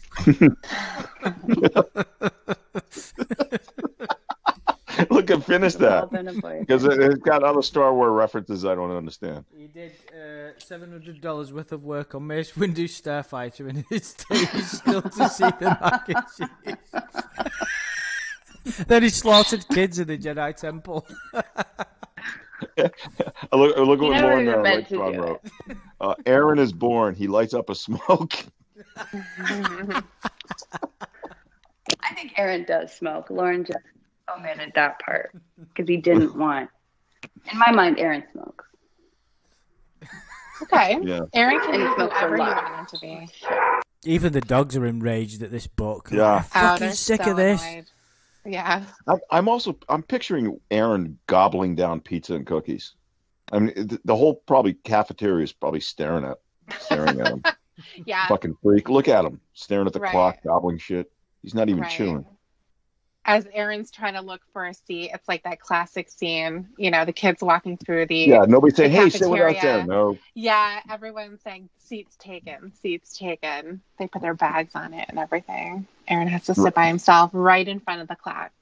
The bully came over, took one of his cookies, walked away. Yeah. Yeah, it didn't say he ate both of them.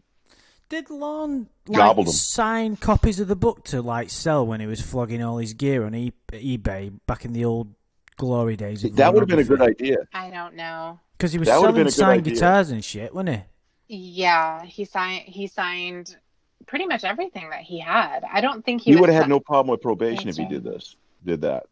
I That's a think good he only point. had one copy of his book, though. And Is I yours think now signed, it's in Tiffany? Tiffany's No. possession. I bet it's signed he in a had weird way. He had a couple It's for not family members, right? Yeah, But and actually, there is a picture of his dresser, and it has a copy of the book sitting on top of it. Oh, is this Well, after what does he sent use you that picture yours? for? Is he for profiles? No, this isn't. Lauren didn't send this to me. Oh, Oh, yeah. I'm sorry. The bully took one of his cookies, then the bully apologized Or later. whoever Lauren sent the book to, and however it got. No, into this their was possession. this was purchased by someone. Oh, okay. Oh, I Yeah, see. and it just kind of made the rounds. So Oh. that's why I have it. But yeah, Oh, Lauren, but I'm Lauren, mistaken because he sent you a different book, right? Like a children's book.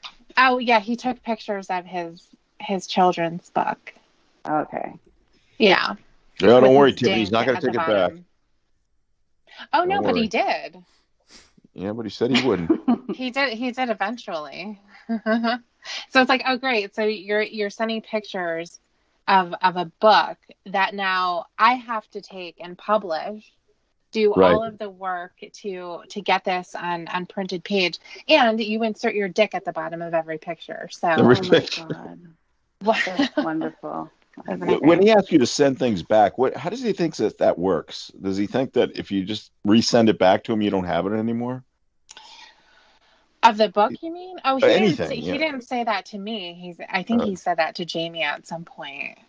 Yeah. That he gave that book as a birthday present, but You can't unring the bell, man. I mean, what the hell's wrong with yeah, him? but in Lauren's mind, he can.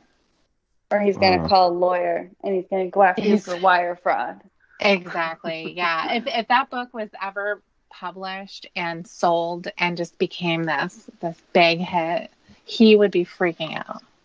There'd be all kinds of lawyers would be happening. Do you know it'd be a good prank? Obviously, I've set my stall out.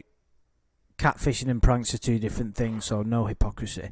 But wouldn't it be funny if Lorne was convinced that his book had made it and sold hundreds of thousands of copies, and just it got him to write a sequel? Do you know what I mean? Oh well, He he was. got a- Believed crazier things. And Oh, he gets a letter from the Wounded Warriors Project thanking him for the immense Oh my God. contribution. And they wanted That his would be input great. on who was going to He- play him in the feature film. Oh man. Okay. He'd tell his And- probation officer, everyone, brag to them about how successful his book was. That would be great. But in order for the feature film to get published and him to get any royalties, he had to pass rape class. Yes.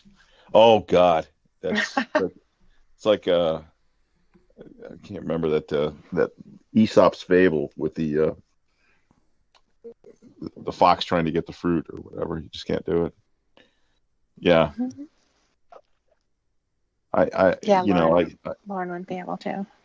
this is to me, this is this is another, I should say, um, self-reflection of him, Yeah. and something we could learn to try to figure out this puzzle. It's another reason why we find Lorne's case so interesting, because if you think about all the material he's unintentionally, quotation marks, given us over the years, that gives us so much insight into him. So just think about the chat log alone, right? Just from that, he's talking to himself in that chat log ultimately. So there's no bigger insight into his character, and also because he's depraved as he gets in that chat log, there's the darkest, deepest Right, you can't fall perversions. back on fit, you know. Yeah. So you have that, and then he's kind of running wild with his blame. So the the lawsuits bring out the other side of his sort of character. This book kind of brings out his arrogance and his laziness, and then you've got the YouTube channel just brings out his naivety, his kind of narcissism. I don't even, and that's just, you know. And then you've got all the cat. That's even before we got to the catfishing. It's like and we're still. Do you know what I mean? It's like, just think about how much stuff we've got, but yet, if we had all that stuff about Dustin McFetridge, nobody'd care. I mean, his police interview's great, but he's not an interesting character like Lorne, is he? I think it's just this bizarre developmental stage he's at, halfway stuck between this bizarre, naive infant and an adult. Yeah, it's like, you know, we've got all these. He's given us so much evidence and so much stuff to sift through, and we're no closer to solving this puzzle. You know, the book represents Lorne's perfect world. You know, his aspirations, what he wants his life to be like, except for the, you know, again, you know, the murder stuff. But you know, that's what, if he had a do-over in life, he's saying he would be this Aaron kid. That's what it seems like to me. Mm-hmm. Yeah, I think you're right there. I think that he's looking back on that part of his life, seeing a bit of a missed opportunity. It's like idealism. He even says it, those words, envy and idealism. I'm not sure that they make any sense in that part. Well, of course, that book doesn't make any sense. But it's got to be... What do we think, guys? Do we reckon there's some truth in that? Yeah. Yeah, I mean, if you want to try to figure this guy out, first of all, you figure out who he is, and the chat logs for that, phone calls, you know, even the catfishing is kind of strange because you can't figure out whether that's him or not. Well, it is for the most part, but you don't know how much he's onto it or he's trying to show himself as something else that he isn't. But the book is something, if my life went well, this at least the first half of it, this is what I would want to be like. And it's sad. That's fucking sad.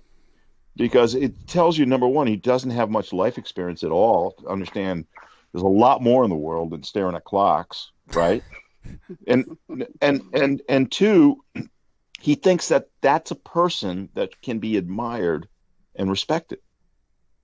So, you know, again, we're no closer to learning this guy. But there's a lot of insight to Lorne's character when he talks briefly about envying the sergeant and idolizing the sergeant, because that's ultimately what Lorne wants, and Tiffany has pointed that out to him. He wants people to think he's a good guy. He doesn't really care about being a good guy. In fact, he will actively choose not to be a good guy when it's easier to be a shithead. He does it over and over again, but he wants people to think he's a good guy. He wants to be admired and respected, and that's why he did this shit with the Wounded Warrior Project. He wants. That's right. That's right. Lauren would never give a penny without announcing that he gave $1. You know, he would, all of his donations to St. Jude. He was so tore up that they wouldn't take his money, which is ridiculous, as we know. Like that story that Gwen told in court about him paying off her freezer and saying she won the lottery or something. You know, Lauren told her. he couldn't do that without I have having her no walk doubt. away with Yeah. feeling Well, good he about told it. everybody else. Right. That Or he Yeah, may not have yeah, that told it got his their mother mom quick, directly, right? but he told everyone else. Yeah. Yeah. There's It's just just no like when way he he called would the do cops on anything good. Roy. Yeah. He didn't just call the cops out of fear for his brother getting into an accident. He was obviously intoxicated while he was driving. He did it so that he could tell his family, I did that. I called. I was the one. And they could say, oh, Lauren, you're such a good guy. Because if you think about it, if we were to go back in time and say Aaron was going to go to Vietnam, and there were soldiers who went through a lot coming back. They were spit at, when they were having all the protests and stuff like that. They weren't necessarily idolized by everyone. If Lauren came back he had it in his mind that soldiers were not idolized. They were thought to be baby killers. They were thought to be these monsters who were committing murder. He wouldn't want to be that guy. Right. He wouldn't care about fighting for whoever's country's freedom. He wouldn't care about fighting for if this country was under threat. He wouldn't care. He's a coward. Right. Usually, cares it's exactly right. He used the word sacrifice in the first paragraph or two about, and he said sometimes you have to sacrifice to do all those things. No, typically it's within a reasonable situation. It's like that, isn't it? Exactly. That's what I was thinking. Exactly. Typically, when you do something as noble and brave and honorable, it is a sacrifice, and that's why it's noble, brave, and honorable. I mean, if it wasn't a sacrifice of any kind, didn't put your life in danger or anything like that, it's something anybody can do. And do you know what that means, dude? And I'm sure you know yourself, is that he doesn't understand what sacrifice is. Because, like you've just pointed out, it doesn't mean giving yourself a fucking contract clause. Well, I'll do a sacrifice, but if you go to clause 10.6, it says that it means that he just doesn't get it. He doesn't fucking get it, does he? Well, yeah, a great example of that is he gave his siblings money. He did work for them, and he did it over and over. He told Tiffany, I did it just because I wanted to help him out, because I was making good money, and I thought, why can't I help my family out? And I never asked for anything in return. And she's like, what are you talking about? That's what this whole thing is about. You didn't get what you expected in return. That's why you're whining. Even if it was love. Excuse. Even if it was love. Which is ultimately what I think it was. That's what he it wanted is. admiration. He wanted recognition. Lauren saved the day. Thank you so much, Lauren. I can't afford to pay you back, so I slaved over the hot stove and made you macaroni and cheese. Who cares? Who even that was fucking cares? funny, that. If he did, well, that's why everybody got so pissed off with that. The video he made. Examples of my past. Because it's so ridiculous to say in one sentence, I did these things because I wanted to help them. I just did it out of love because I care for them. And then in the next breath to say, but I didn't get my macaroni and cheese. So it's disgusting that it's, this terrible treatment from these people. A sacrifice for something. Okay. So he loves his family. He's always talking about how important family is, which again is just a platitude. But if that was true, he would have no problem sacrificing his time to help his siblings out, or his money to make sure his nieces and nephews or his sister's kids got Christmas presents. That has its own rewards. Absolutely, yeah. Knowing that children have a good Christmas is absolutely reward enough.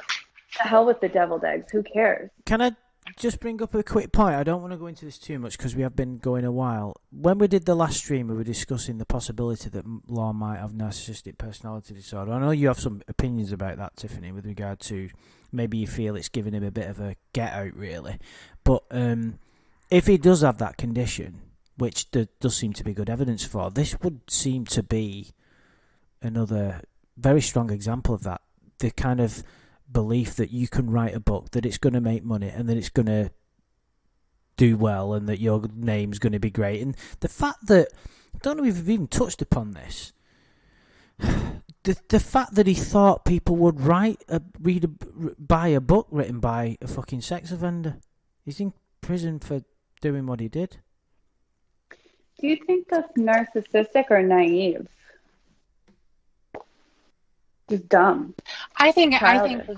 when it comes to him putting his own name on this book, I think that it is definitely naive, because he's thinking that people are going to look past it.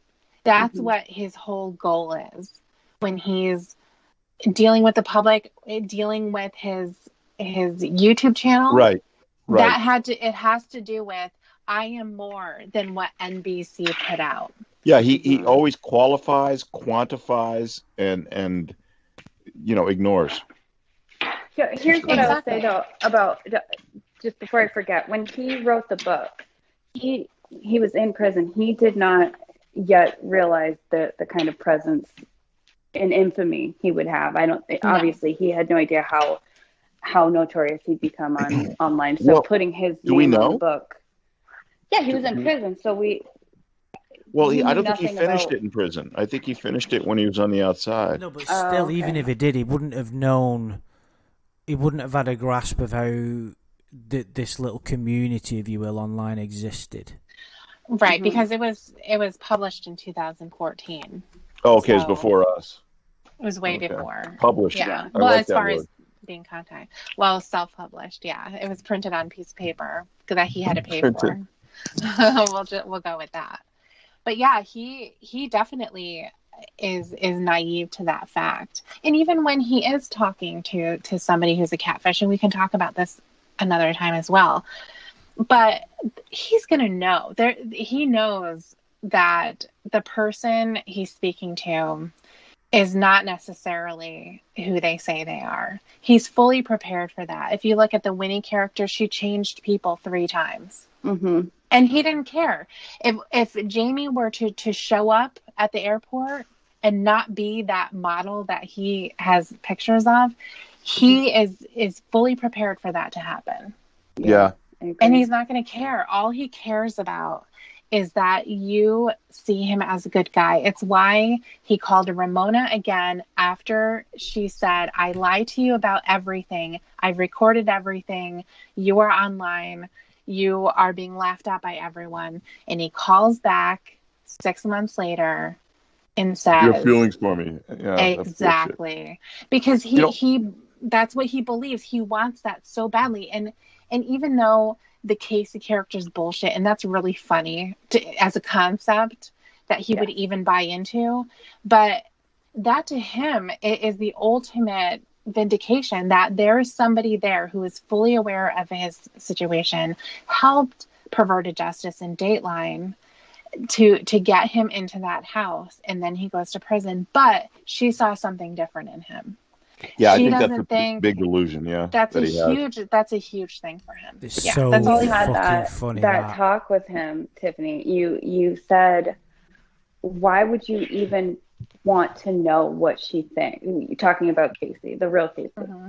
And you said, I want to see what's I want to see what's there. I want to see blah blah blah. And you're like, why would you even want to talk to her ever? Why would you want to know what she thinks? It can't be good. Whatever she thinks about you cannot be good. And he said, well, at the time I thought maybe she did, think well of me and think that I was different. Based on what? And that's crazy. Does that not say that based on lies? He doesn't think he's bad, because if he did, he wouldn't want people to look at him. Yeah, I know. That's it, Andrew. Well, here's the thing. I think he does break through this fourth wall a lot, where he realizes it's a catfish. But what he does know is it's a real human being, a female. Mm-hmm. And he thinks that somehow he could break through her character to her essence, to who she actually is, and get her to love him. I believe or get her to turn her around a little bit. Maybe get her to sympathize with him, or not sympathize, but actually have affection for him. I believe that it doesn't matter whether it's a catfish to him or not, whether he's consciously thinking about it or subconsciously thinking about it. It's an actual voice. He has an opportunity to try to impress. That's what I think. Yeah, Amanda James, he found out she was a catfish, and he kept talking to her for several months after he found out that she lied to him entirely about who she was. I don't think he cares. And we see through the different characters and their different personalities, their flaws, their, whatever is going on with them. He doesn't care. He just wants a woman. He just wants someone. What's the alternative for him, Right, being alone. He would speak to no one. You'd have a lot of pity for somebody like that if they didn't exhibit, or hear me out, if they didn't exhibit the negative traits. So if it was just someone that you heard about and you didn't know the context of what he'd done or something, or it was someone else, you'd be like, oh my God, what a poor bastard. My heart would go out to him. It really would. Whether it's narcissism or naivety, I find it so annoying. It's so irritating. He's so willing to believe the unbelievable.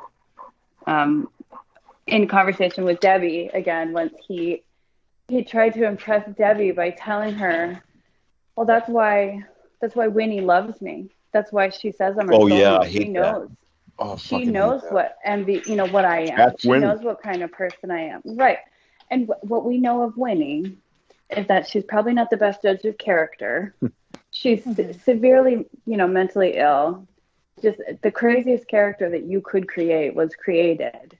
And he's using that as a selling point. Well, Winnie loves me. Your sister loves me. So you should too. She knows I'm a good guy, which is so absurd.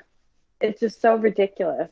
It's like she'll vouch for me for you to love, Right, and like we've said before, he always says you're judging me by what NBC put out, but NBC, he looks a lot better just by the small amount that NBC showed the world than what he has shown the world of himself. That NBC is a made fucking him look great point. That it's absolutely true. If all we saw was what NBC put out, and he never made a YouTube channel, he never had contact with the internet people, and the hours and hours of screaming and abuse and just horrific behavior, whether provoked or not, it doesn't really matter in the end, because he could simply hang up, just not answer the phone. But it's a good point. But his chat log would live on, though. It's a good point that about him wanting to show the world what he's really like, but it ends up making it much worse for him. Because it's kind of what Tiffany said about him. He always thinks he's one step ahead, but actually isn't, and he always fucks it up for himself. Well, he's a shitty guy, and he's just not smart enough to hide that or to disguise it. Oh God, I tell you what, this guy, he just doesn't get anywhere with us, does he? Have we had one positive thing about the book or him or anything? We literally. Yes. What? Why doesn't he? I'm not saying this in a I meant serious way, but why doesn't he kill himself? No, I meant that's how I would feel. Oh, of course. Just woke up one day. I kind of meant from the book. Anything that we've gained from the book, like on any level, Lauren that's Aaron, positive. Or the character. Hmm? Who are we talking about, Lauren? Or just him. Like, is there anything about him writing that book, about him having the kind of audacity to do it? The font is nice. Well, that's what I would say for somebody. I say at least they had the ambition to do it. At least they made use of their time, and that. It's better than turning to drugs. Is one positive I can say. Yeah, but I mean, I don't know how. Maybe I'm being naive. I don't know how available drugs are to someone like Lauren. Maybe to other people, but yeah, there's some level of commitment to it, right? A stick-to-itiveness to finish this thing. A lot of people, maybe think about starting a novel or doing a novel. I mean, for whatever it's worth, he finished it. I feel like that's overshadowed, though, by the audacity to even do it to begin with, and the laziness, just the poor writing. Do you remember his prison letters? He had a couple of ideas about writing. He had one book called, what was it called, Tiffany? Oh God, I can't remember the name. And then he was going to put his prison journals. He would have been better off doing a fictionalized version of his time in prison. No, he said he was going to publish his journals and expose the corruption. That's right. Right. It wasn't meant to be fiction. He wanted to blow the roof off of the entire justice system. Yeah, and also Dateline, he was going to go on ABC instead on 2020 and just Their competitor. Yes. Competitor, right. Yeah. Yeah, but I'm thinking, if you're thinking of novel ideas, that he wants to write. The delusion that would be necessary for him to even come up with that plan, because put yourself in that position. You're in prison, you're pissed off at NBC, you're going to go on another television, another news outlet and talk shit about the NBC and what they did, how they're corrupt and how perverted. Justice was paid $100,000 an episode. All they have to do is say, but Mr. Armstrong, did you write this?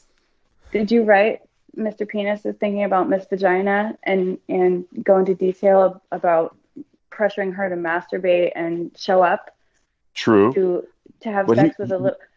He wasn't going to limit it to his culpability. He was going to limit it to what was going on in Kentucky, because he's got this idea that they're making money off of him by keeping him incarcerated. And, he wants to blow the whole lid off the corruption in Kentucky. He was being specific, and I think if he just talked about his prison time and kind of whitewashes why he was there and all that other stuff, he could probably do that. But in a fictional sense, and he could use, based on a real life events kind of situation, he would have been better off, and it would have been an interesting read, I think. But again, we have to consider where it's coming from. This is an angry, unjustifiably angry and indignant guy. But at the same time, he still could have separated himself from it and and told his story in a fictional form. And he had all the information there. He didn't have to do much research for that. He didn't have to talk to Aaron about, his time in Iraq and then make up shit, that he did. It would have been a lot more authentic. That's the word I'm looking for. A little more authentic. And then he knows what he's speaking about. So he had that opportunity. It's right there in his face. And he actually said he was going to write it. But like you said, he was going to do a nonfiction about it. But he could have turned it into he could have wrote a Cool Hand Luke for all we know, If he chose to write a fictional account of his time in prison with real life events in it. Yeah. Well, we see how good he is at using his imagination and talking about fictional events. He sucks. Yeah, that's the problem. He doesn't have much of an imagination. I mean, it's very limited. And the stuff that he can write about is what's going on with his reality. When I asked you all what positive things can we take from the book at all, Lorne Legstrom put the font is nice, which is actually. I like that. We're gonna have to start wrapping it. We've been talking about chapter 1 for 2.5 hours, which ironically is probably 2.5 hours longer than the fucking chapter 1 is to read. Definitely. Yeah, the chapter takes about 10 minutes. We're going to get into good stuff pretty soon. Do you know what? From a sort of morbid from a morbid kind of angle, I'm looking forward to chapter 2. For completely the opposite reason that one would usually, read a novel. It's kind of like watching The Room, really. You're like, where's this shit show going next? But it kind of feels dishonourable to talk about The Room in such a way, because The Room is a fucking glory to behold, whereas this kind of isn't. But the fact that it isn't makes it so. It's fucking weird. I would love to see this made into a movie. Oh, exactly the way it's written. Yeah. With actors as talented as staring at clocks, talking to himself. Yes. A lot of scenes where just, close up of the eyes, the clock, the eyes, the clock. A lot of emphasis on Helen and her curly hair. Yeah. Her big breast. Boob. Yeah.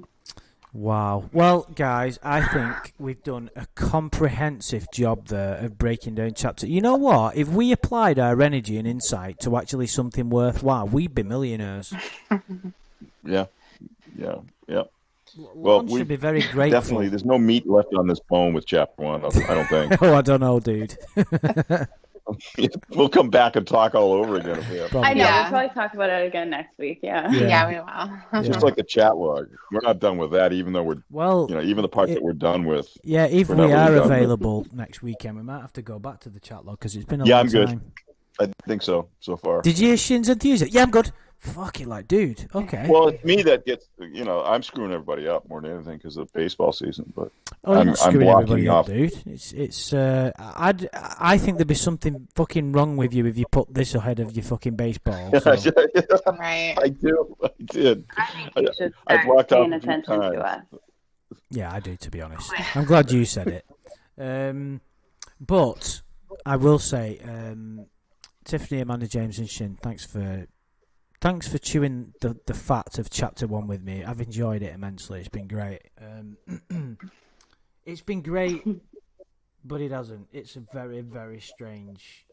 I'm glad that there's we've got 100 people with us who have all contributed to the chat, and they're equally intrigued by this shit show as we are. So it makes us feel all normal. We're all normal in our unnormalness together. So it's all good.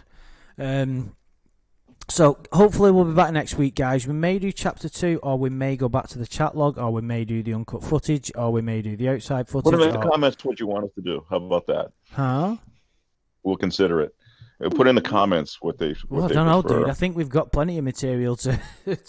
I know. I don't know what I want to do. To tell you the truth, that's I kind of want to get back to the chat log. I'll tell you what I could do. I'll put a little poll in a comment in the week.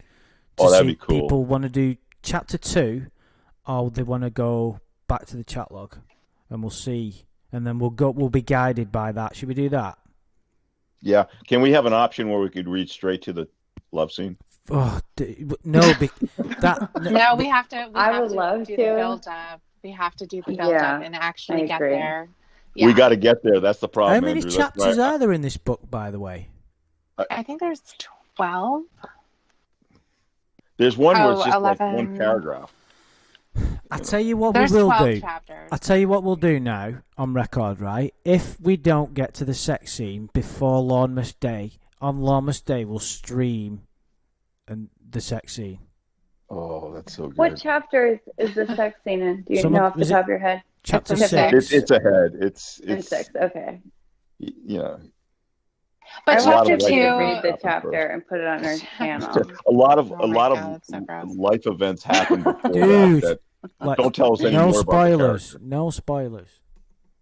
Well, chapter 2 only is let's see, it's like 2.5 pages, and then chapter 3 is more. It's quite substantially more than that. So, yeah. Yeah, they vary in size. I think that's what the Yeah. other thing he saw what a That's novel looked another like. thing. How some chapters are only a half a page. Oh, I'll do that. Right. So yeah, I'll put. We'll have a bit of a vote on it anyway, and see what people fancy. Because I kind of would enjoy doing both. To be honest, I'm very anxious to find out about chapter 2, but I do fucking like that chat log, especially when we've not been there in a while. It's good. It's proper. And we're good getting fun. to the good parts too. Yeah. Well, we've already kind of established. It's kind of even the boring bits are great. The thing is with this book, it's boring, and we're uncovering the boringness. But there isn't any parts of the chat log that are boring because of the context behind it. Because at the same time, have you noticed who I'm talking about it? And we're not even talking about it. When it's dull, or he's just talking about, are you anxious to see this, that, and the other, or whatever, you're imagining him sat at that computer, and you're imagining that time scale and him in that moment. And you're imagining the decoy at the time, and you're the NBC getting all set up, and you're thinking, fucking hell, in a few days he's getting busted. So that's why it's incredible. Yeah. And you're And by the way, creating it in your mind. Cornville Freeway said the book was supposed to be 13 chapters. It's funny if it was 12 chapters in it. Oh, that's brilliant. That's brilliant. Right, I think we'll leave it there, guys. Thank you so much for joining us. I'm so glad you stuck with us after my after the service provider, which, you know, all that bollocks. But anyway, yeah, so hopefully we're back next week. Thank you guys for joining us. It's been good fun. Yeah, so hope you're all well, and we'll speak to you next week. Bye, everybody.